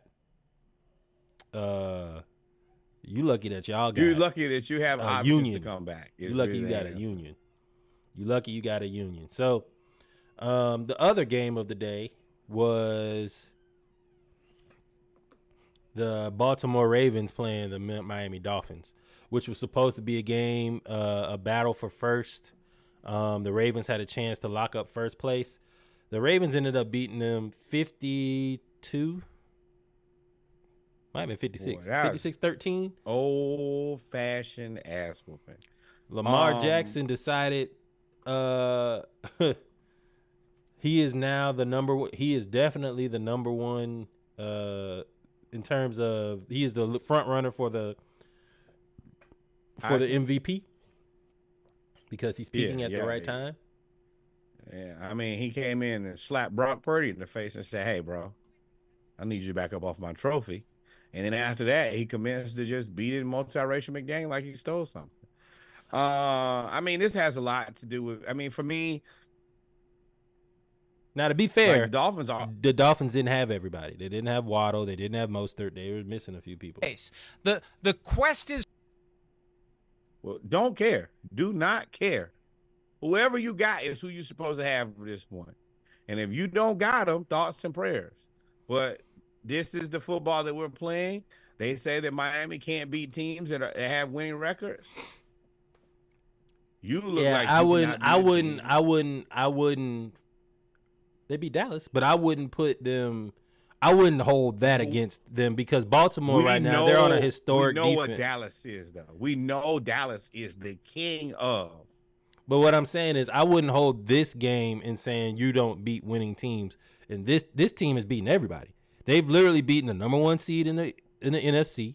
They've beaten everybody else in the AFC. They have a defense that possibly for the first time ever will lead the league in scoring defense, sacks, and turnovers.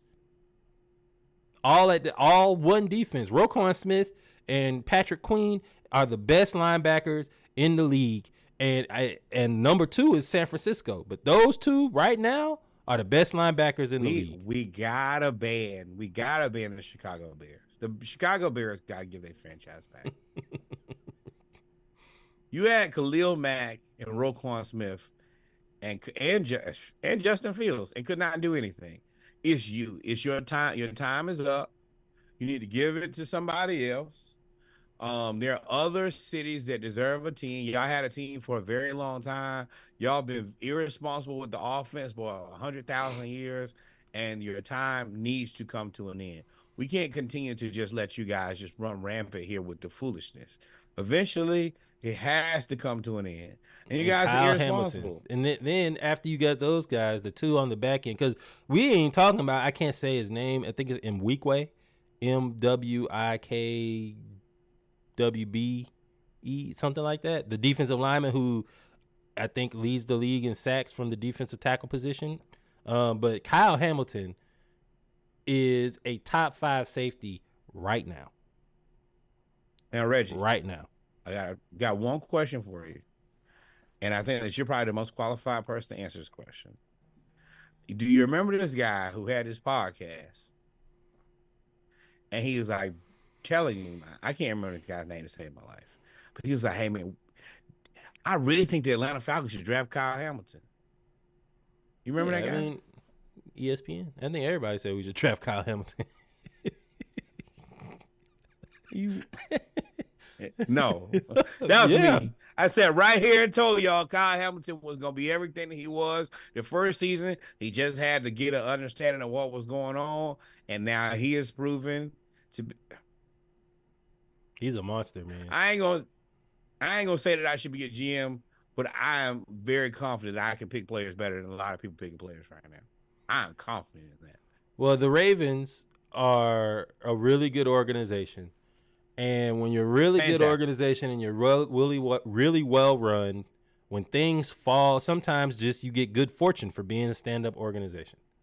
One of being a stand-up organization happens when you get to trade back into the first round when the Heisman Trophy winning quarterback named Lamar Jackson drops all the way to 32.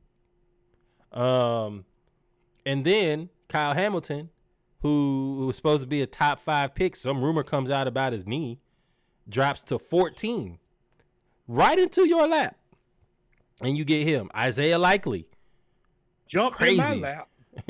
Isaiah Likely, crazy, playing out of his mind. The Ravens have put together one of the, if not the best roster in football. Quietly through free, they went and got Roquan. They put together a roster where you need to, if you think you're better than them, you're gonna have to show me. The only thing that was the question was the wide receivers, and Odell showed up last week. But Zay Flowers is crazy, Mike Andrews is hurt and they haven't skipped a beat, and Lamar scrambling to throw is the scariest thing the league has ever seen because there's nothing you can do now. I think that is their biggest downfall. I still think that that's why they don't win a Super Bowl this year. And I think that this is the draft where, like, if they don't draft another receiver and go get a free agent, like, I don't want to hear it. I don't want to see They it. just clinched the number 1 seed and the best record in football, and that boy's still talking down about the Ravens. Nah, I've also figured out that the things that I know to be true, I'm right about them. I gotta wait sometime to see them come to fruition. But at the end of the day, they need a wide receiver 1. I'm not wrong about that. Now, can you survive so far? Yeah. But eventually you're gonna need one guy. Now, Odell is a wild card for me. He is interesting because he could show up like he did for the Rams and be like, all right, well, I haven't played all season, but I'm still Odell Beckham Jr. when you really need me. And if that's the case, then he kind of fixes the problem for long enough. But I still, like, at the end of the day, they gotta go get a wide receiver. They need another at least compliment. But you have a chance to contradict yourself. You said you don't double down on dumb, and if they win the championship this year, you have now doubled down 4 times. Every time we talk about them, you've doubled down. You know who you sound like? You sound like this lady. So before, let me play the clip before you deny. Let me play the clip. Create a good. Nope, I'm not. You're not putting me next to Fox Sports. I don't know this lady name, but hell no, this lady is stupid. And one thing that I'm not gonna allow you to do is associate myself with somebody stupid with a stupid take. Now, this lady's stupid. Now, everything after this, attribute to stupidity. Go ahead. So Lamar, during Christmas break, they played the 49ers on Christmas Day and absolutely dismantled them. And Brock Purdy had the worst touchdown. Brock Purdy had the worst game of his career, and Lamar Jackson had one of the best games of his career, and he proceeded to unseat Brock Purdy as the MVP frontrunner. Before the game, Mike Florio had this to say about Lamar Jackson. Going to kick the shit out of everybody they face. The quest is for second place. That's it. As long as those people stay healthy. They're currently healthy. The 49ers kick the shit out of the Ravens on Monday night. I'm sorry, I know that's disrespectful to the Ravens, but let's be realistic. At home, they got to fly across the country on Christmas night, and the 49ers are... We don't need to hear all of your explanations for why it happened. You not only said that they were going to kick the shit out of the Ravens, you said, I know it's disrespectful, and then doubled down.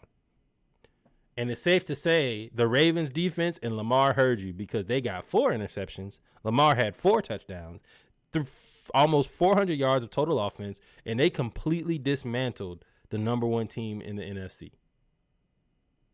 Completely dismantled. No, nothing. Oh no, I don't want. I don't want to say nothing to be associated with Mike Florio. So think? Oh, you big dog. So Lamar then goes out and they beat them to death on Christmas Day. You think that the media would have learned their lesson? Nope. Then on Fox Sports Radio,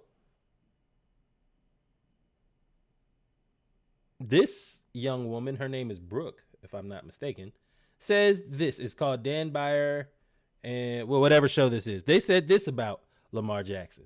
Great game against the 49ers. Great game. The defense, exquisite against the 49ers.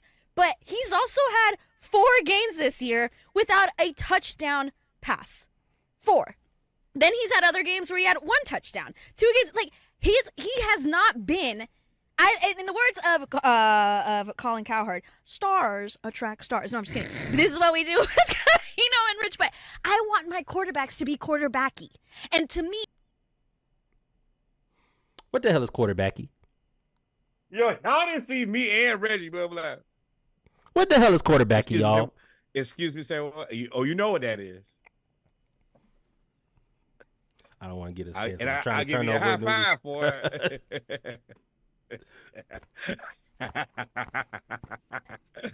Quarterbacky. She said, "I want a quarterbacky." Let me guess. The guys who are not very quarterbacky. Her name is Monse Bolanos.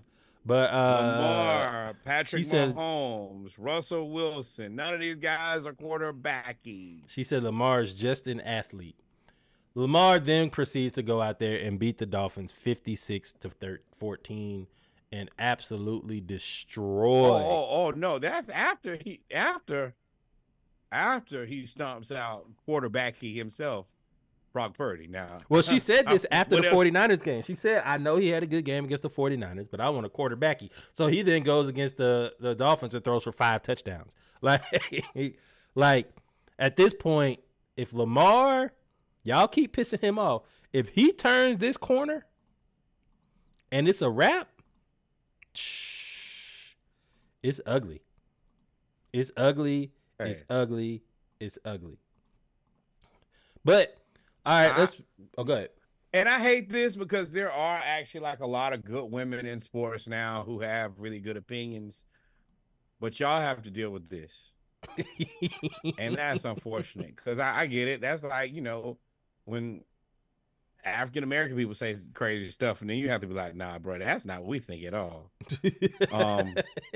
Yeah, somebody get on there and be like, nah, bro, I'm not with you on that. We did not agree on this. Let me tell you this. We did finally have the cookout. This was not on the list of things that we talked about. He made this up himself, and we ain't got nothing to do with this. Yep. So the playoff picture, what's up, Vanessa?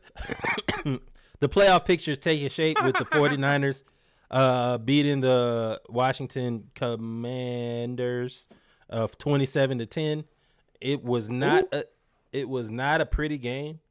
Brock Purdy was okay. This was a game until the fourth quarter now. It was. Okay, so let me also be very clear about who Brock Purdy is. I think that we're losing a little bit of grip on what he is. He's an upgrade from Jimmy Garoppolo. Now, let's remember that Jimmy Garoppolo looked like a world beater-ish when he was playing for the 49ers. If you look at his win-loss record, it's unbelievable. Jimmy is not that good. This is the same thing with Brock Purdy. This is very similar to the same thing I tell y'all about Puka Nacua and Cooper Kupp. When you have elite coaches, they're going to push you to a level that you are not really at. Do not believe this because it's not reality. Brock Purdy is executing. But I also think that if you put Brock Purdy on the Carolina Panthers, he is worse. He is worse than their current quarterback. Here's what it is. I think the 49ers are good. I think Brock Purdy is good for that system. I do think that Shanahan makes him better, but I mean Shanahan couldn't make everybody better. I think Brock Purdy just knows you have to know the Shanahan system in order to be a good quarterback, and that's what he is. So the 49ers ended up clinching first place because they won, and the Eagles, shout out to Sneaky, were upset at home by the Cardinals 35-31, and now it seems like it is time to panic in Philly. They are 1-4 over the last 5 games. That is surely something, man.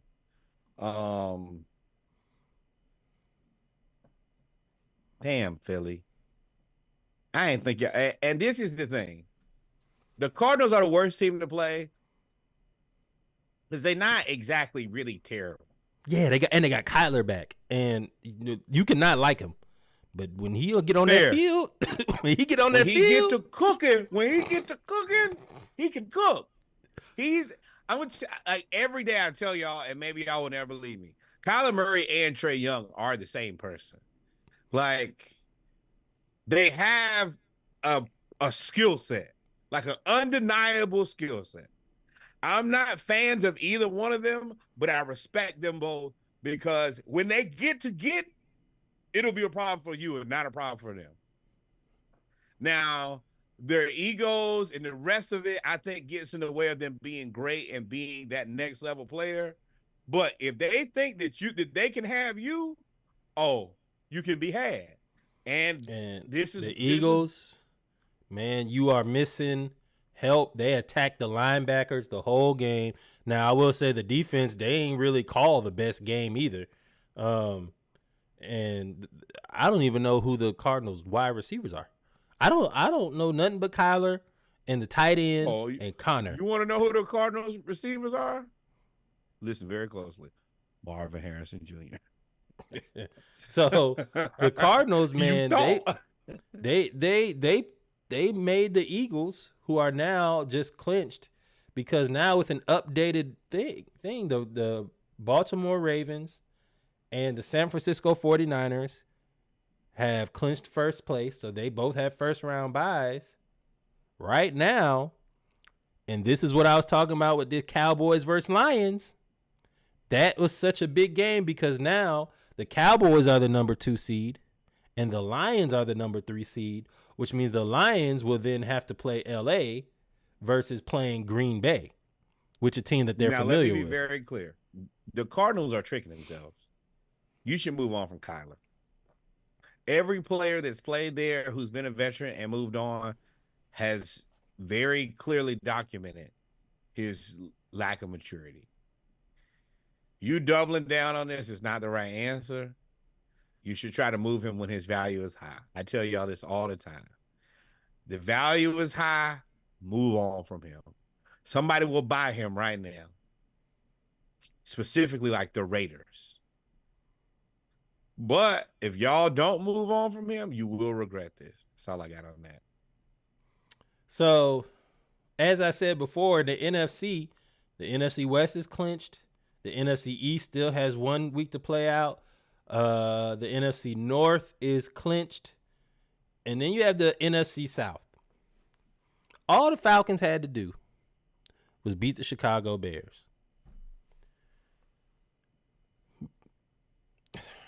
Let me take this down for a second. They went up there to Chicago and got destroyed. When I say destroyed, they got destroyed. You dancing because we get that higher draft pick right now. Yeah. The Falcons, if they won this game, they would have won the division because they needed the Saints to lose. I mean, they needed the Tampa Bay Buccaneers to lose. And if they won this game, they would have won the division. They went up there and got just beat. And it wasn't even like good, thoroughly beat. It was Justin Fields just showed y'all should have came and got me. For everything that the Ravens did right, they went and got Roquan. They drafted Kyle Hamilton. They went and got Lamar. They did all of these things. The Falcons did not. And that is the single place where the Falcons have really missed the boat. That is their failure for this season. Even more than rolling Desmond Ridder out there for round 2. Stupid. It was uncalled for. It's egregious. It was terrible. Not trading for Justin Fields as soon as you knew that he was the guy who could have been your guy is your fatal error. And I love that he came. No, we went to Chicago and he beat us by 20. Like, you could have. It was him and DJ. Yeah, you could have fixed all of this situation when Chicago, because now Chicago is in the same situation as Arizona, where he's played so well recently that I don't know if you can really get rid of him. So the crowd was yelling, "We want Fields. We want Fields. We want Fields." And we could have had him. We should have. As soon as we knew that Desmond Ridder was no longer our guy, the Falcons should have dropped everything and said, "Let's go get Justin Fields tomorrow." And they punted on that. Now, I do think that I appreciate them at least putting us in a position where they didn't win enough games that we're going to get a top 10 pick, and Michael Penix or Jaden Daniels will be available for us. And I'm happy about that. But at the end of the day, this is only because they're really inept. They really make a lot of bad decisions. And this is not a bad team. I want to say that Ryan Nielsen has coached his ass off. I don't know what the award is for assistant of the year, defense or coordinator of the year, but he deserves to be in that conversation. They have that. Period. This is Arthur Smith blowing it, and you blew it, and you deserve to be fired. And I think that losing to Chicago the way that you lost Chicago, well, here's the thing. I'm not sure if he has a job. Here's the thing. I don't think he's sure if he got this game. The score one does not tell you about the game. The defense didn't really allow 37 points. If you take away the turnovers, they only allowed 10 points, 9 points. Younghoe Koo missed 2 field goals early. Taylor Heineke threw 4 interceptions? 3 interceptions? They threw 3 interceptions. They brought Desmond Ridder in to run a trick play with Bijan. He fumbles. They then bring Desmond Ridder in the fourth quarter after Taylor Heineke has thrown 3 interceptions and proceeds to throw a 4th interception. Now, DJ Moore had a hell of a game, but the defense was on their heels. They were on the field the whole second quarter. I mean, the whole third quarter, they were on the field. The whole third quarter because he kept throwing picks. Arthur Smith, you have to do something. You have to go get something. You have to go get a quarterback. You have Russell Wilson, we'll talk about here in a second. You have Desmond Ridder. You still have a chance. I'm not Desmond Ridder. I'm sorry. You have Justin Fields. You still have a chance at a higher draft pick, depending on if you win or lose this upcoming week. But this right here, if I was a defensive player, is unacceptable. This is unacceptable. Now, Kyle Pitts, we've been trying to get you the ball the whole year, and Heineke put a pass right on you in the first quarter, and you just didn't even extend your arms. I don't understand what happened, but it didn't happen. What? For what? So this season over with, bro. I'm not finna. Hey, that he got hurt in the end of last season bro. At the end of the day, these guys are making business decisions now, and I hate to say it, but they're making business decisions not considering the Atlanta Falcons anymore. The Falcons have not considered them for the last 2 years with a quarterback. So no, if you haven't helped me get to my money, then I'm not risking my life at this point, because all I can do is get hurt the last 2 games of the season, and then when it's time for y'all to try to pay me, y'all be like, oh, well, we don't know what your health look like. Nah, bro, we done. So I don't want to hear nothing from you. What was frustrating about this game was he finally gave the ball to Tyler Algier in the first quarter. Algier proceeded to catch a screen pass, go 75 yards for a touchdown.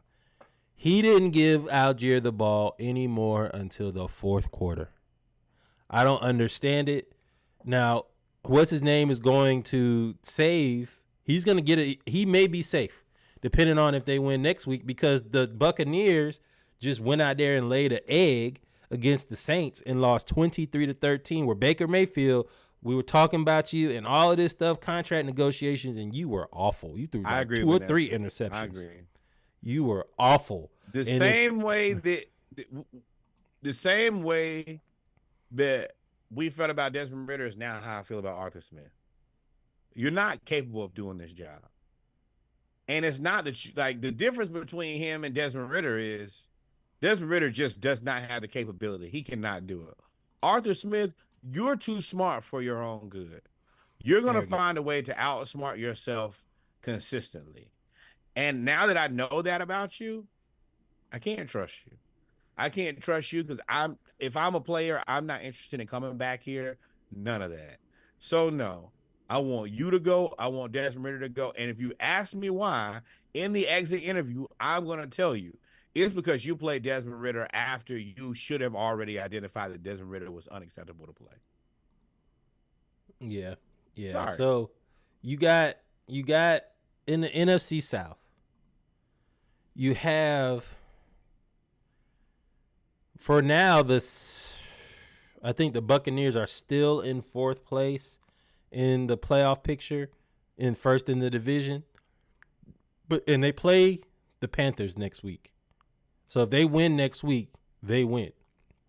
The division, Good. the Saints and the Falcons are out. If they lose, the winner of the Saints-Falcons game becomes the division winner. If the Falcons win, the Saints lose, the Buccaneers lose, and somebody else loses through tie breaks, the Saints end up still becoming a wild card where they will then have to rematch with the Falcons or the Buccaneers. So the NFC picture, you have 1, you have 3, and you have 1 and 3 and 5 pretty much done. San Francisco, Philadelphia, and Detroit. In the AFC, though, I'm sorry, that's wild card. In the AFC, the Chiefs ended up beating the Bengals and securing the AFC West. Barely. If it wasn't for the AFC West being so bad, the Chiefs would not win this division. But the AFC West is so bad that they have now clinched and won the division 25 against the Bengals, who did not have Burrow. There was some chippiness going on in this game. Couple fights, couple fisticuffs, couple names was said. I think Chris Jones called out what's his name, Jamar Chase, after the game. There's some smoke between these two teams. Mahomes a quarterback. I mean, y'all better go get him a wide receiver. I think that this season is a loss. I don't think that this team at this present moment can, and it's unfortunate because the defense has gotten so much better, but they can't compete for a Super Bowl presently. Like you've Jerry Jones' offense. And the reason I say that you Jerry Jones' offense is because you've juiced it. You've taken everything out of it. You've made it where Mahomes basically has nothing. He's supposed to just make it happen. He's supposed to stoop down with worn down tools. And, you know, this is one of the things we'll go ahead and get into it now. I think that Kelsey, he could retire at the end of this season, and I don't have an issue with it. I think that he runs it back one more time. I think that he deserves a swan song, an opportunity for him to not have to do all the work. I think that he should be able to defer to another guy and let that other guy be the lead and him be the complement instead of the way that it's always been. But y'all got to find somebody for Patrick Mahomes to throw the ball to. I think they said that the Chiefs have had 40 drops this season. Lead the You league. can't win like that. You can't lead the league in drops. And you can't go to Mahomes and say anything. We've seen what can you say? multiple touchdowns. Just, I hate to say it, man. Kadarius Toney, you shat the bed all season, bro. I'm your biggest advocate. I want to say, hey, man, I support you. It's over, bro. I don't think that there's a way for you to come back. So the Chiefs in the AFC, you have the Ravens, the Dolphins, the Chiefs, and the Jaguars, who right now they beat the Panthers 26-0. They are, if they win next week against Tennessee, they clinch the AFC South. So you'll have but no Trevor Lawrence next week, right? So that's not like a lock. Nope. And then you have, of course, you already have Cleveland, who's clinched. What's interesting is Buffalo. Buffalo and Miami play next week. If Buffalo wins, they win the division and end up jumping to maybe the number 2 seed or I think 3 seed. And Kansas City, if they win, end up going to the number 2 seed. Buffalo can be number 6.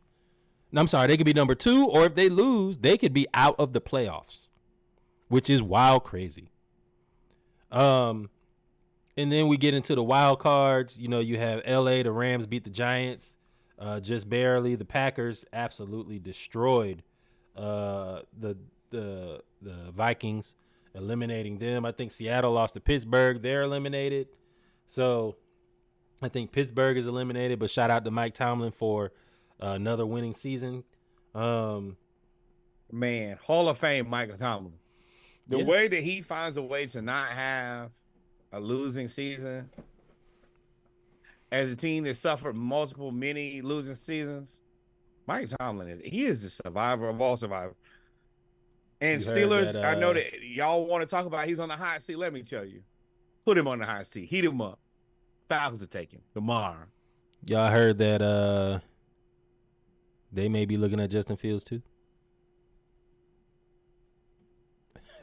With George Pickens.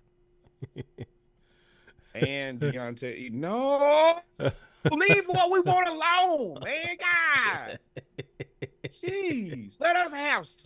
We just need a quarterback, bro. Like, so the playoffs, man. The playoff picture is wild. It's still wide open.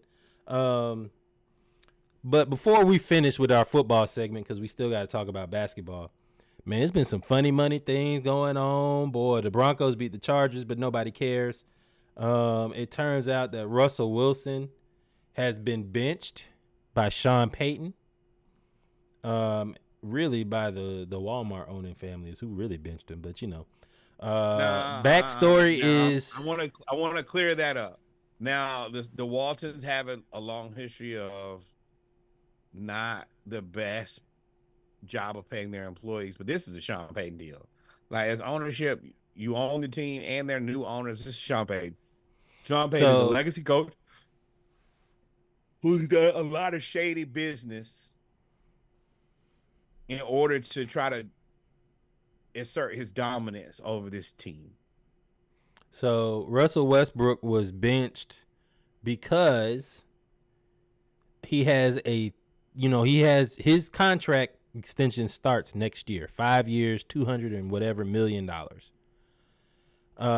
He gets paid $37 million guaranteed this year. I think it escalates all the way up to like 50 or 60 by the end of the season, by the end of the contract.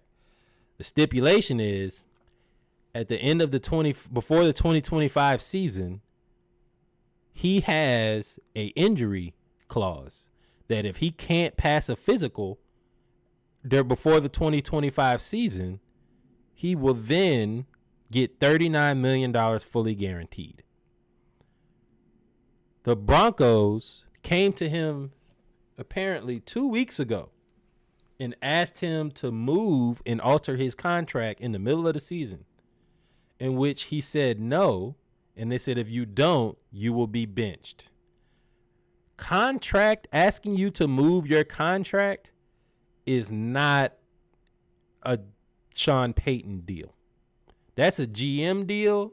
That's a president deal and an ownership deal. That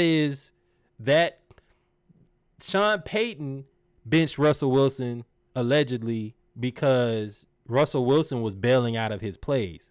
And that's why Sean Payton was going off on Russell Wilson on the sideline, because as soon as you go to the plays, and I went back and looked at some of the games on NFL.com, you can see Russell go to the side. He goes and audibles a lot, which pisses Sean Payton off.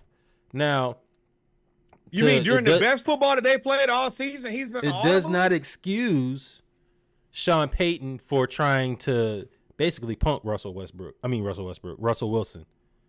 What did he say? He said, well, he said, you kissing too many babies. Yeah. And this is what, matter of fact, let's get to what Ryan Clark said. Ryan Clark said, let's hold Sean Payton accountable for this, because his behavior as head coach is unacceptable. He told Russell Wilson, you don't get a special parking spot, which, normally the star player or the quarterback does. Yes, you do. He said, you're here kissing too many babies, all of this stuff. I've always said Sean Payton has a color problem. It is what it is. He didn't say any of this to Drew Brees. Drew Brees is the most kissing his baby guy in New Orleans. He could run for governor there. And he came in immediately before that and basically tried to diminish Russell Westbrook early. The thing about the Broncos are 6-3 in their last 9 games. And they could have made the playoffs. Yep. And they came to him 2 months, and then they let him play for 2 months. After asking him, he told them no. They still let him play for 2 months because the NFL Players Association got involved. And then you get mad at him bailing out of plays. Yeah, y'all try to bail out of the contract. You think I'm not going to bail out of plays? I got to protect myself, and you guys are clearly not. Y'all trying to get money back. And, honestly, once somebody asks you, hell, we work jobs, Reggie. Somebody come to you, tap you on your shoulder, and say, hey, Reggie, how do you feel about giving some of the money back? After I argue, we negotiated this. Now, it's not like, they traded for him, and then they'd had the contract discussions. And y'all agreed. So unless there was a you know how we feel about reneging in the black community. unless they said that there was a gentleman's agreement that he would push the money down the line, then y'all are wrong. And I still say y'all are wrong because there's no gentleman's agreement in football. So especially when millions of dollars are there. So y'all are wrong for what you're doing to Russell Wilson. I'm sorry. And if I'm a Denver Bronco, let's be honest. If I'm a Denver Bronco, I ain't negotiating with y'all. For what? No. Ain't no need to have no conversation. Ain't no conversation to be had. We don't need to talk. I'm not re-signing because who's going to say, are you re-signing, then say, well, if you don't change your contract, then you can't do nothing. You have to understand that if you treat the quarterback like that, you'll treat anybody on this team like that. Yep. 100%. So, I mean, I ain't going to say don't talk to him, but govern yourself accordingly. Know that you can only trust them people as far as you can throw them. And at the end of the day, they don't have your best interest in mind. And, I mean, it kind of is what it is. But you're right. I wouldn't make a decision. I think they released Chris Jones. Like, they're not in the business of protecting. Chris Jones. Who's Chris Jones? Frank Clark. That's who they released. Oh, I mean, yeah, but I mean Frank Clark ain't been great. But in terms of Russell Wilson, there's no but you released him like it's one game left in the season, dog. Why did you release him? Bring somebody else up. I don't know about that, but this is funny money and we'll keep tabs on it. But Russell Wilson, what's interesting, and we'll close this out, is he's due $38 million next year. $39 million. The Broncos are on the hook if they cut him by 38 of that $39 million. They're gonna pay it. They say he's gonna get, and they're gonna get out of there in March. Like 11 wins. He's gonna get out of there in March. The next team that signs him is only on the hook for $1 million, and then you renegotiate the contract because you're not gonna trade for him. So then you try to re-sign him. That's why he's been linked to the Falcons. What's a team that Falcons? I think Steelers. It's going to be tough for him. Nope. Steelers. Nope. There are not many teams. I'm going to tell you who it is. Falcons, Steelers, Commanders. It's the teams. It's whoever wins the most but loses. Like, we're safe right now. We're going to end up with probably the 9th pick. We lose. Hopefully we lose again and we get into that top like 6 or 7 range. But whoever's at the end of the quarter, like we're now playing musical chairs. And there are only so many quarterbacks to go around. And whoever doesn't get, ain't no way he going to the Chargers. They're not getting rid of Justin Herbert. No, Russ. No. Chargers, not a chance. Not a chance. And they just fired their coach. But there will be a team that will need a quarterback. And you're right. It might be the Steelers.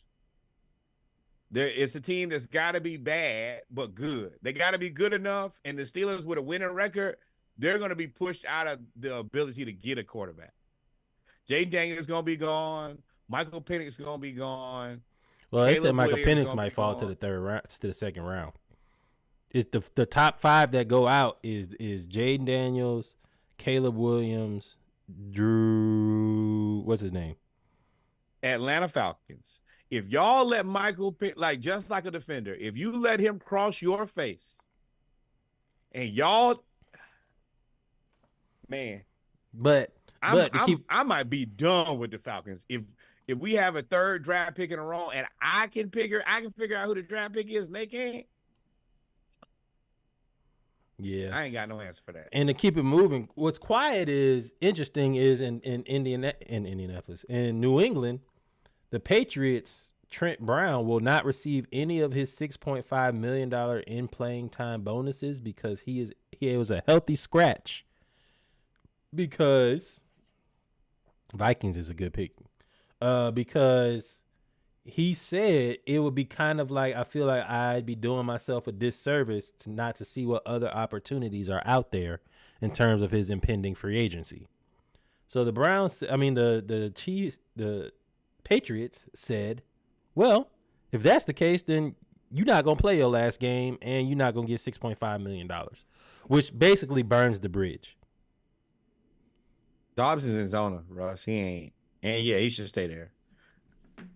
I mean, but I don't think. I mean, he'll be available as a free agent next year. He didn't sign like a long contract with them, but also let's take into context Michael Penix Jr. 11 out of 14, 255 yards and a touchdown. Falcons don't fumble this. But the Players Association is probably working double time. And I know they didn't expect to be working this hard during the holiday, but these teams have gotten out of pocket. They were definitely the Players Association definitely reached out in reference to Russell Wilson, and I'm sure they're going to reach out in reference to Trent Brown. And at some point, there has to be some level of integrity clause where if players are available to play, you can't do this, because now you're bullying players at this point. To be completely honest, it's like, yeah, this is either mob work. do exactly, yeah, like either do exactly what I tell you, or we just won't pay you. And you're starting to mess with the integrity of games. Honestly, that needs to be the thing for Roger Goodell. Is the Broncos could have kept playing and winning if not, but you have these owners who just find a way to tank teams. I mean, the same thing that Irsay did last year. Like you have owners that are not practicing, not taking hits. Then when they get in their feelings, they just tank the season. That is unfair. That's Willie Simmons accepted the job to Duke. Officially, you said, before, but he officially accepted it. Oh, you saw it on Instagram or Twitter? Yeah. So, but ladies and gentlemen, we've come to the end of the football segment of episode 134 of the Splashcast, the Around the League edition. We're going to take about 2 minutes, and then we'll wrap it up with our basketball news around the league. Trades are starting to happen. Big Apple and I guess the Little Apple, Toronto, both of them made a swap. We'll be right back. Close out with one more drink.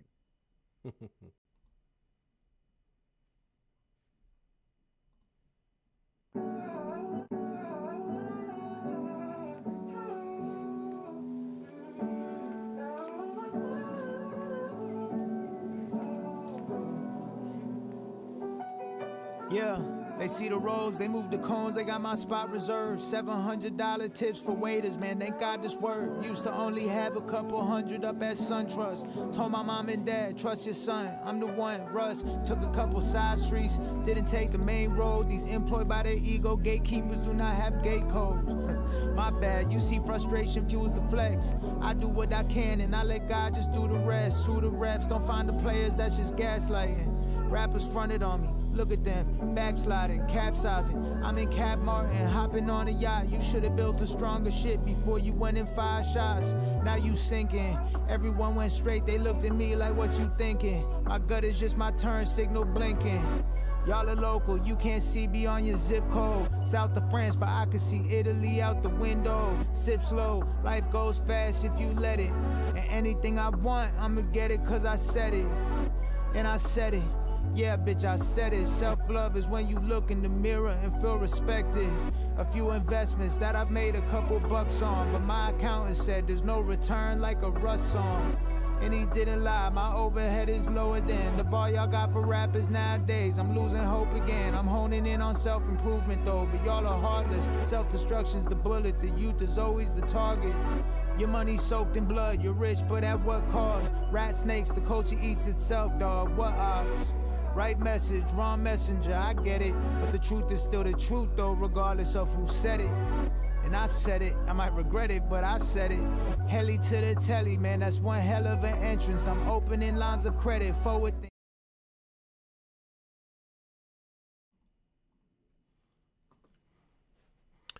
And we're back, ladies and gentlemen, with our final segment of episode 134 of the Splashcast, Monday Night Raw, our basketball segment, news around the league, man, news around the league. Hold on. Please like, follow, subscribe. Thank you guys for rocking with us, and welcome your new year in correctly from the Brothers of the Splash. We appreciate y'all. We appreciate y'all, man. Let's get right into it because the second half is starting, and it is 14-14. You mean 21-21? 21-21, sorry. The Knicks made the trade. They traded R.J. Barrett, Emmanuel Quickley, and draft considerations to the Toronto Raptors for OG Anunoby, Precious Achiuwa, and one other player. And they won their first game with OG. You like the trade or no? Both teams won their first game. I love this trade for both players. I mean, for both teams, all players. I like this trade for the Knicks because, and I know I've talked to a bunch of Knicks fans. They're not really in love with this OG Anunoby trade. Your team has done what, number one, no other team was able to do, and what you've been asking them to do. OG Anunoby is the highest coveted available player. Yep. He plays offense. He plays defense. He's a 3-and-D wing that everybody's been looking for. He's available, and y'all went and got him. And in the trade, you were able to backfill the center position, which is toast because Mitchell Robinson is done. You were able to get Precious Achiuwa, and you were able to, hell, you also got rid of Malachi Flynn. Congratulations. Trey won't whoop his ass no more. But this was a good trade for but they lost for Emmanuel them. Quick. I think why Knicks fans were upset is because they lost Emmanuel Quickly. Let me cover that part. Emmanuel Quickly did not have a way on the floor. Him and Jalen Brunson play the same position. Jalen Brunson's playing out of his mind. So you were just never going to be able – you can't really put them on the floor together for super long. And he just wasn't going to overtake Jalen Brunson. So now Emmanuel Quickly goes to Toronto.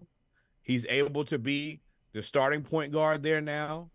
They got R.J. Barrett, who returns back to Canada. They got Pascal Siakam. They got Jakob Poeltl, and then you probably move Schroeder to the 2.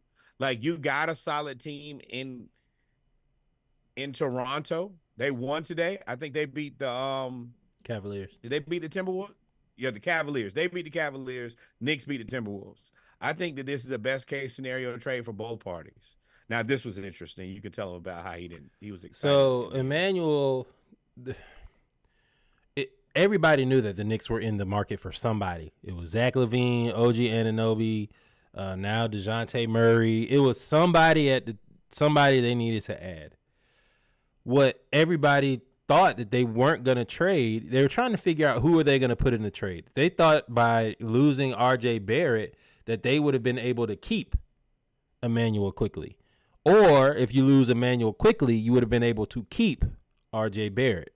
The thing about Emmanuel Quickly is R.J. Barrett, he has that large contract, and Emmanuel Quickly is easier to move, but you also have to sign him too.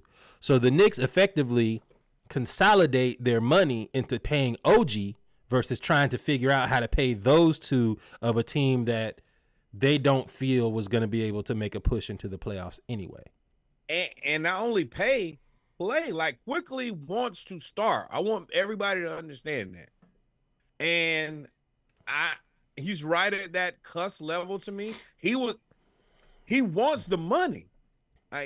And he knows that being on the bench, he's just never going to get it. So he's always had the aspiration of starting. He wasn't going to start in the Knicks. And eventually what happens when a player doesn't start? He's going to get tight, and then you're going to have a problem. So I know that people don't necessarily love moving Quickly. I agree. He's been playing out of his mind, but there's just no way to keep them both. You got to – and you got Quick – I mean, you got OG. You got the guy that everybody in the NBA, including the Hawks, have been in the hunt for. Yeah, OG is that guy. He does play well. He's a two-way player. And his 15 points, 4 rebounds, 2.6 assists, 0.5 steals. He plays 33 minutes a game, and he's a lockdown defender. And his agent is like he's Leon very Rose's son. Yeah. So he already said that I want to come back to New York. All of those conversations lean towards him re-signing with the Knicks, and the Knicks possibly going to make another move. I like RJ in Toronto. I like him in Toronto. Him and Scotty Barnes. Like, folks think that because they're getting rid of Pascal, because Pascal's on the way out too. But him and Scotty Barnes and Emmanuel Quickly are a great three-headed monster. Reset button. Now and Jakob Poeltl, I ain't really high on him, but he don't miss. He shoot from the same 5 to 7 foot range and don't miss. He know his role. Like to me, let me be very clear when I say this so that y'all don't misinterpret what I'm saying. I don't think that he's Clint Capella, but I think he's undervalued like Clint Capella is. His game is the same. All right, I might not be able to do a bunch of things, but the things you really need me to do, I can do. And he's on a pretty decent contract. That's a lot of things that I think that people don't always take into consideration is when you can get a guy and you can pay him enough money, but you don't have to break the bank and you can pay other players, it's a good contract. It's like DeJounte Murray. I don't ever want to trade DeJounte Murray because that contract is excellent. So, no, I don't ever want to move that. I know that makes him extremely movable, but that's just not what I'm in the business of doing. And I think that you move Pascal right on out of there, and then you either get draft picks. There are one or two things I want with Pascal. Pause. And I really want Michael Penix. Pause. Don't forget your spot. Michael Penix Jr. just threw the ball on a rope with past 30 yards with 2 defensive tackles in his face into double coverage on a dime. Ooh, in between his own for a touchdown. Ha! He said like y'all forgot about me. 292 yards. And y'all Michael Penix. No, finish your thought. I didn't want you to do it. It just that caught me off guard. That throw right there. Fair enough. Woo! Finish your thought. Finish your thought. I can't wait for him to be our quarterback. I think that Toronto has found they have found a way out of this to find direction. Scotty Barnes is your lead dog. You have RJ Barrett, who's from Toronto. You got Emmanuel Quickly, whose only job right now is to prove to everybody that he should be a starter. You move on from Pascal Siakam, and either you get right into the draft. I want draft picks for Pascal. I want a serviceable player now, and I want draft picks. I want to be able to go ahead and pay Scotty. RJ Barrett's under a decent contract. I would really like to figure out what to do with if Emmanuel's going to be our guy, which I think he probably will be. And then what if you make Emmanuel the 1? Because there's another player that has outgrown. He is the one. He's the one. There's another player that has outgrown their team. And I ain't going to say outgrown. I think the team has outgrown him. But if you put him on this team, it is scary.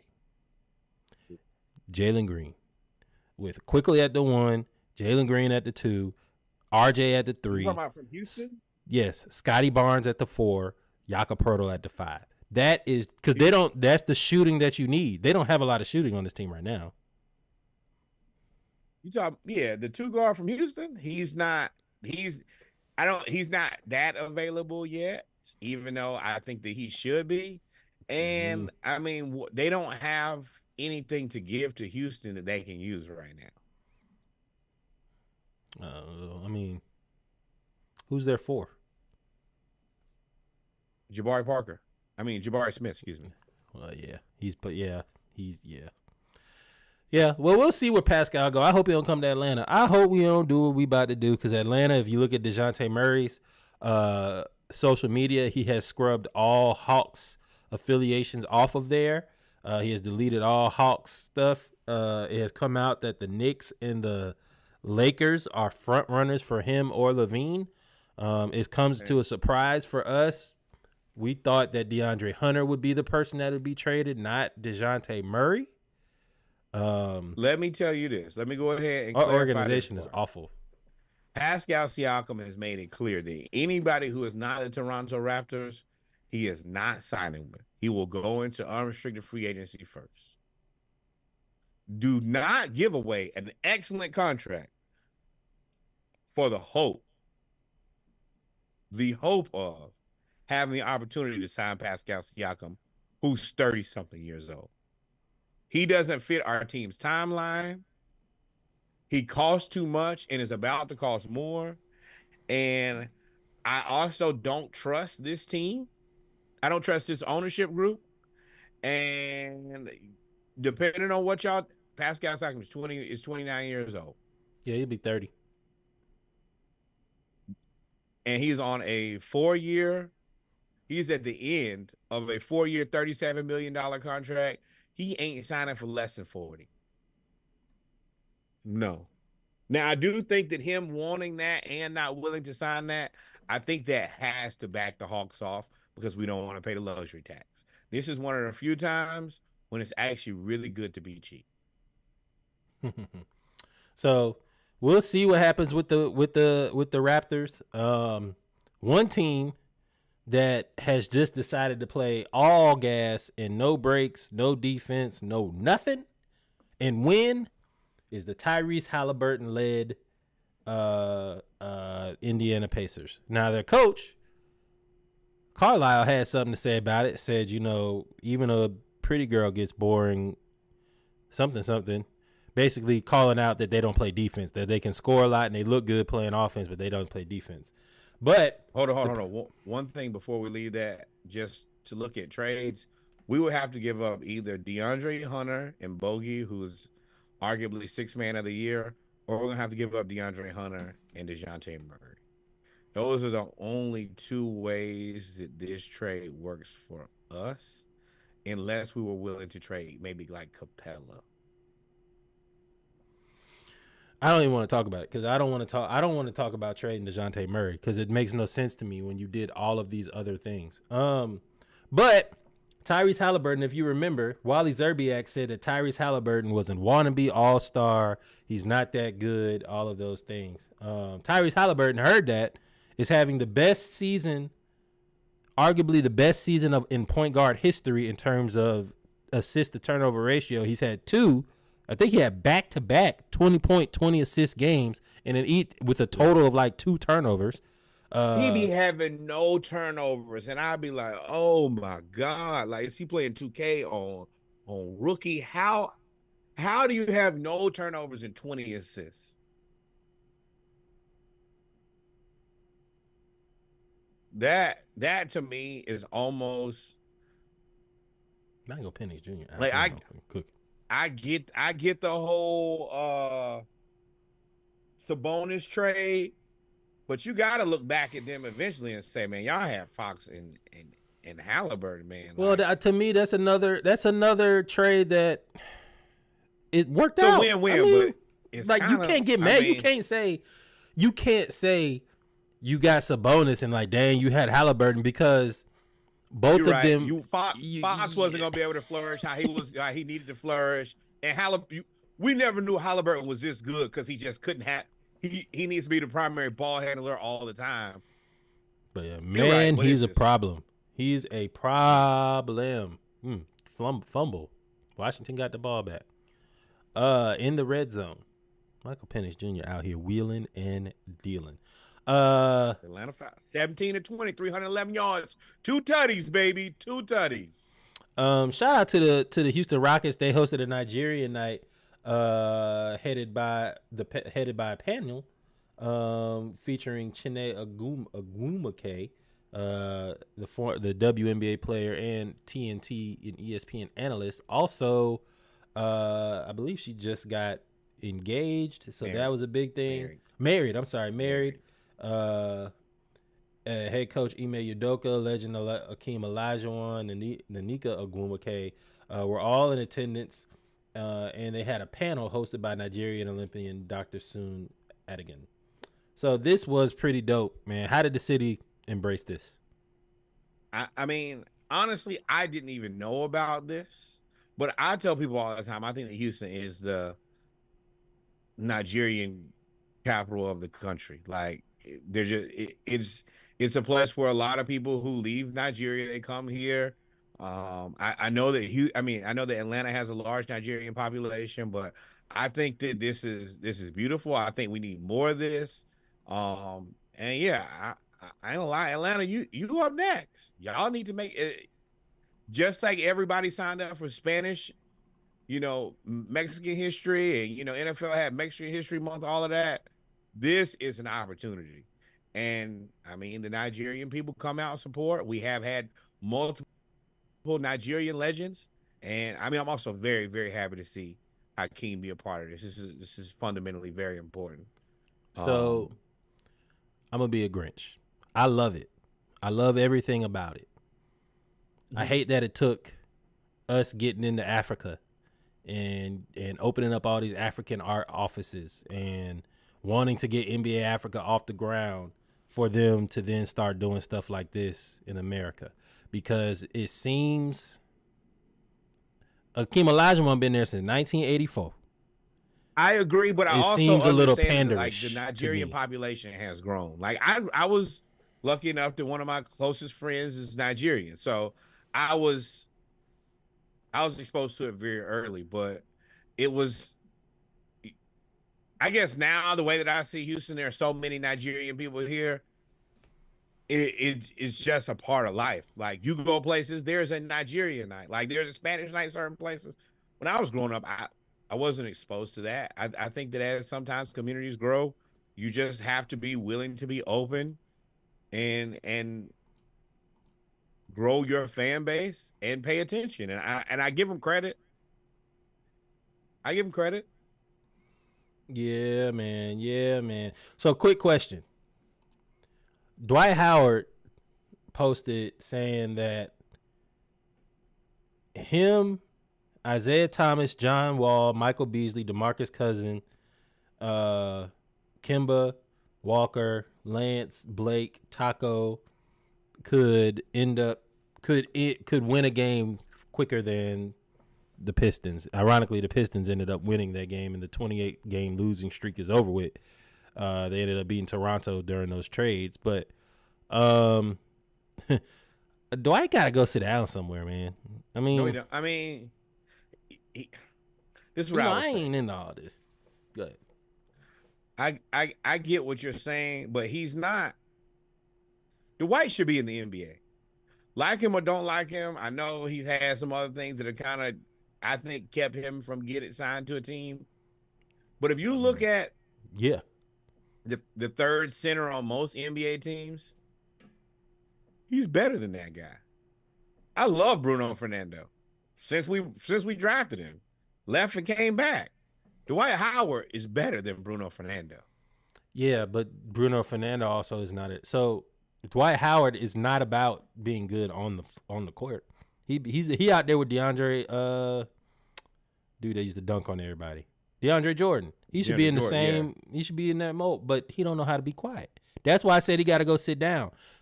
Normally, your third string center ain't gonna be.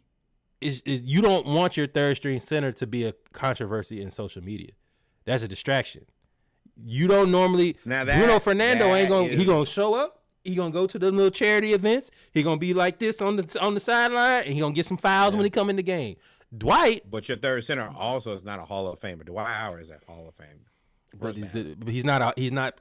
Dwight Howard is a Hall of Famer. He was an All-Star. He was Hall of Fame caliber. He is not Hall of Fame caliber anymore. He is third string center.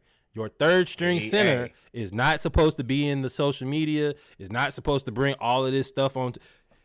If he was Dwight Howard of 2008, then you deal with all of that because it's a problem. He needs to be Dwight Howard to help Now let's be real here.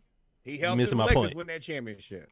He helped the Lakers win that championship. Now you missing my point though. Now, not that long ago. You can't come on, man. You being like the college football committee. You said you don't. You said it's a cloudy ring. Like so. But anyway, my point is, two things. He's not going to be. He cannot be the center of attention. And Dwight, through his antics, I put him in the same category as Cam Newton. Through his antics, before you could have helped out anybody.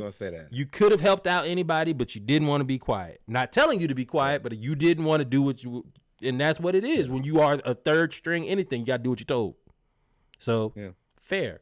And Kemba. Hey, you're right. That might not be a role he's willing to play either. But, and Kemba, man, bro, Kemba over there struggling too. Now, he ain't over there whooping them like the rest of them. He averaged 3 points. But, I mean, he's hooping, though. At the end of the day, he's hooping. He's hooping. Do the Clippers, are they still the favorite? No, I'm sorry. Pat Bev played for 76ers now. Yes. Pat Bev always. Hey, if y'all got a chance, I don't really want to go through this, but if y'all got a chance, go listen to the Pat Bev pod. He tells a story about him ready to fight Isaiah Stewart, and Isaiah Stewart don't be doing nothing, which it said it's all show. I like I ain't Patrick really to find Beverly out. because Patrick Beverly is like him and Jeff Teague are where you can tell the NBA just missed the boat on two like guys. And I believe if you missed the boat on those two guys, you probably missed the boat on probably 20 other guys we just had no clue about. Jeff Teague is the funniest NBA storyteller to probably ever exist. Because and he's regular. Because he's a regular ass guy. He's Jeff Teague is like if one of us in the dive team made it to the league. Uh-oh. Damn. And Norwood got kicked all the way out. Yeah. Well, ladies and gentlemen, we've come to the end of the Splash Cast episode 134, Monday Night Raw. As you can see, Norwood, I don't know what happened, but he checked out. But we're all here. So we're going to go ahead and end the podcast. We've talked about our HBCU news around the culture. We talked about our basketball news around the league, football news around the league. It is currently 31-21 in the Sugar Bowl. I stand by my statements that Florida State should have been in the top 4. And for what I saw in the Rose Bowl didn't convince me of anything else. Also, Georgia is the top 4 team, and the committee got it wrong either way. Always remember, like, follow, subscribe. Follow us on Instagram, Facebook, YouTube, as well as we are getting our TikTok going on. We do Saturday morning live. We do Sunday night service where we talk about our ATL edition, as well as we do our Monday Night Raw. We appreciate y'all. Again, love y'all. See y'all out there. Splashcast 36-pack, 24-pack soundtrack coming out on Wednesday. This episode will be released on Thursday.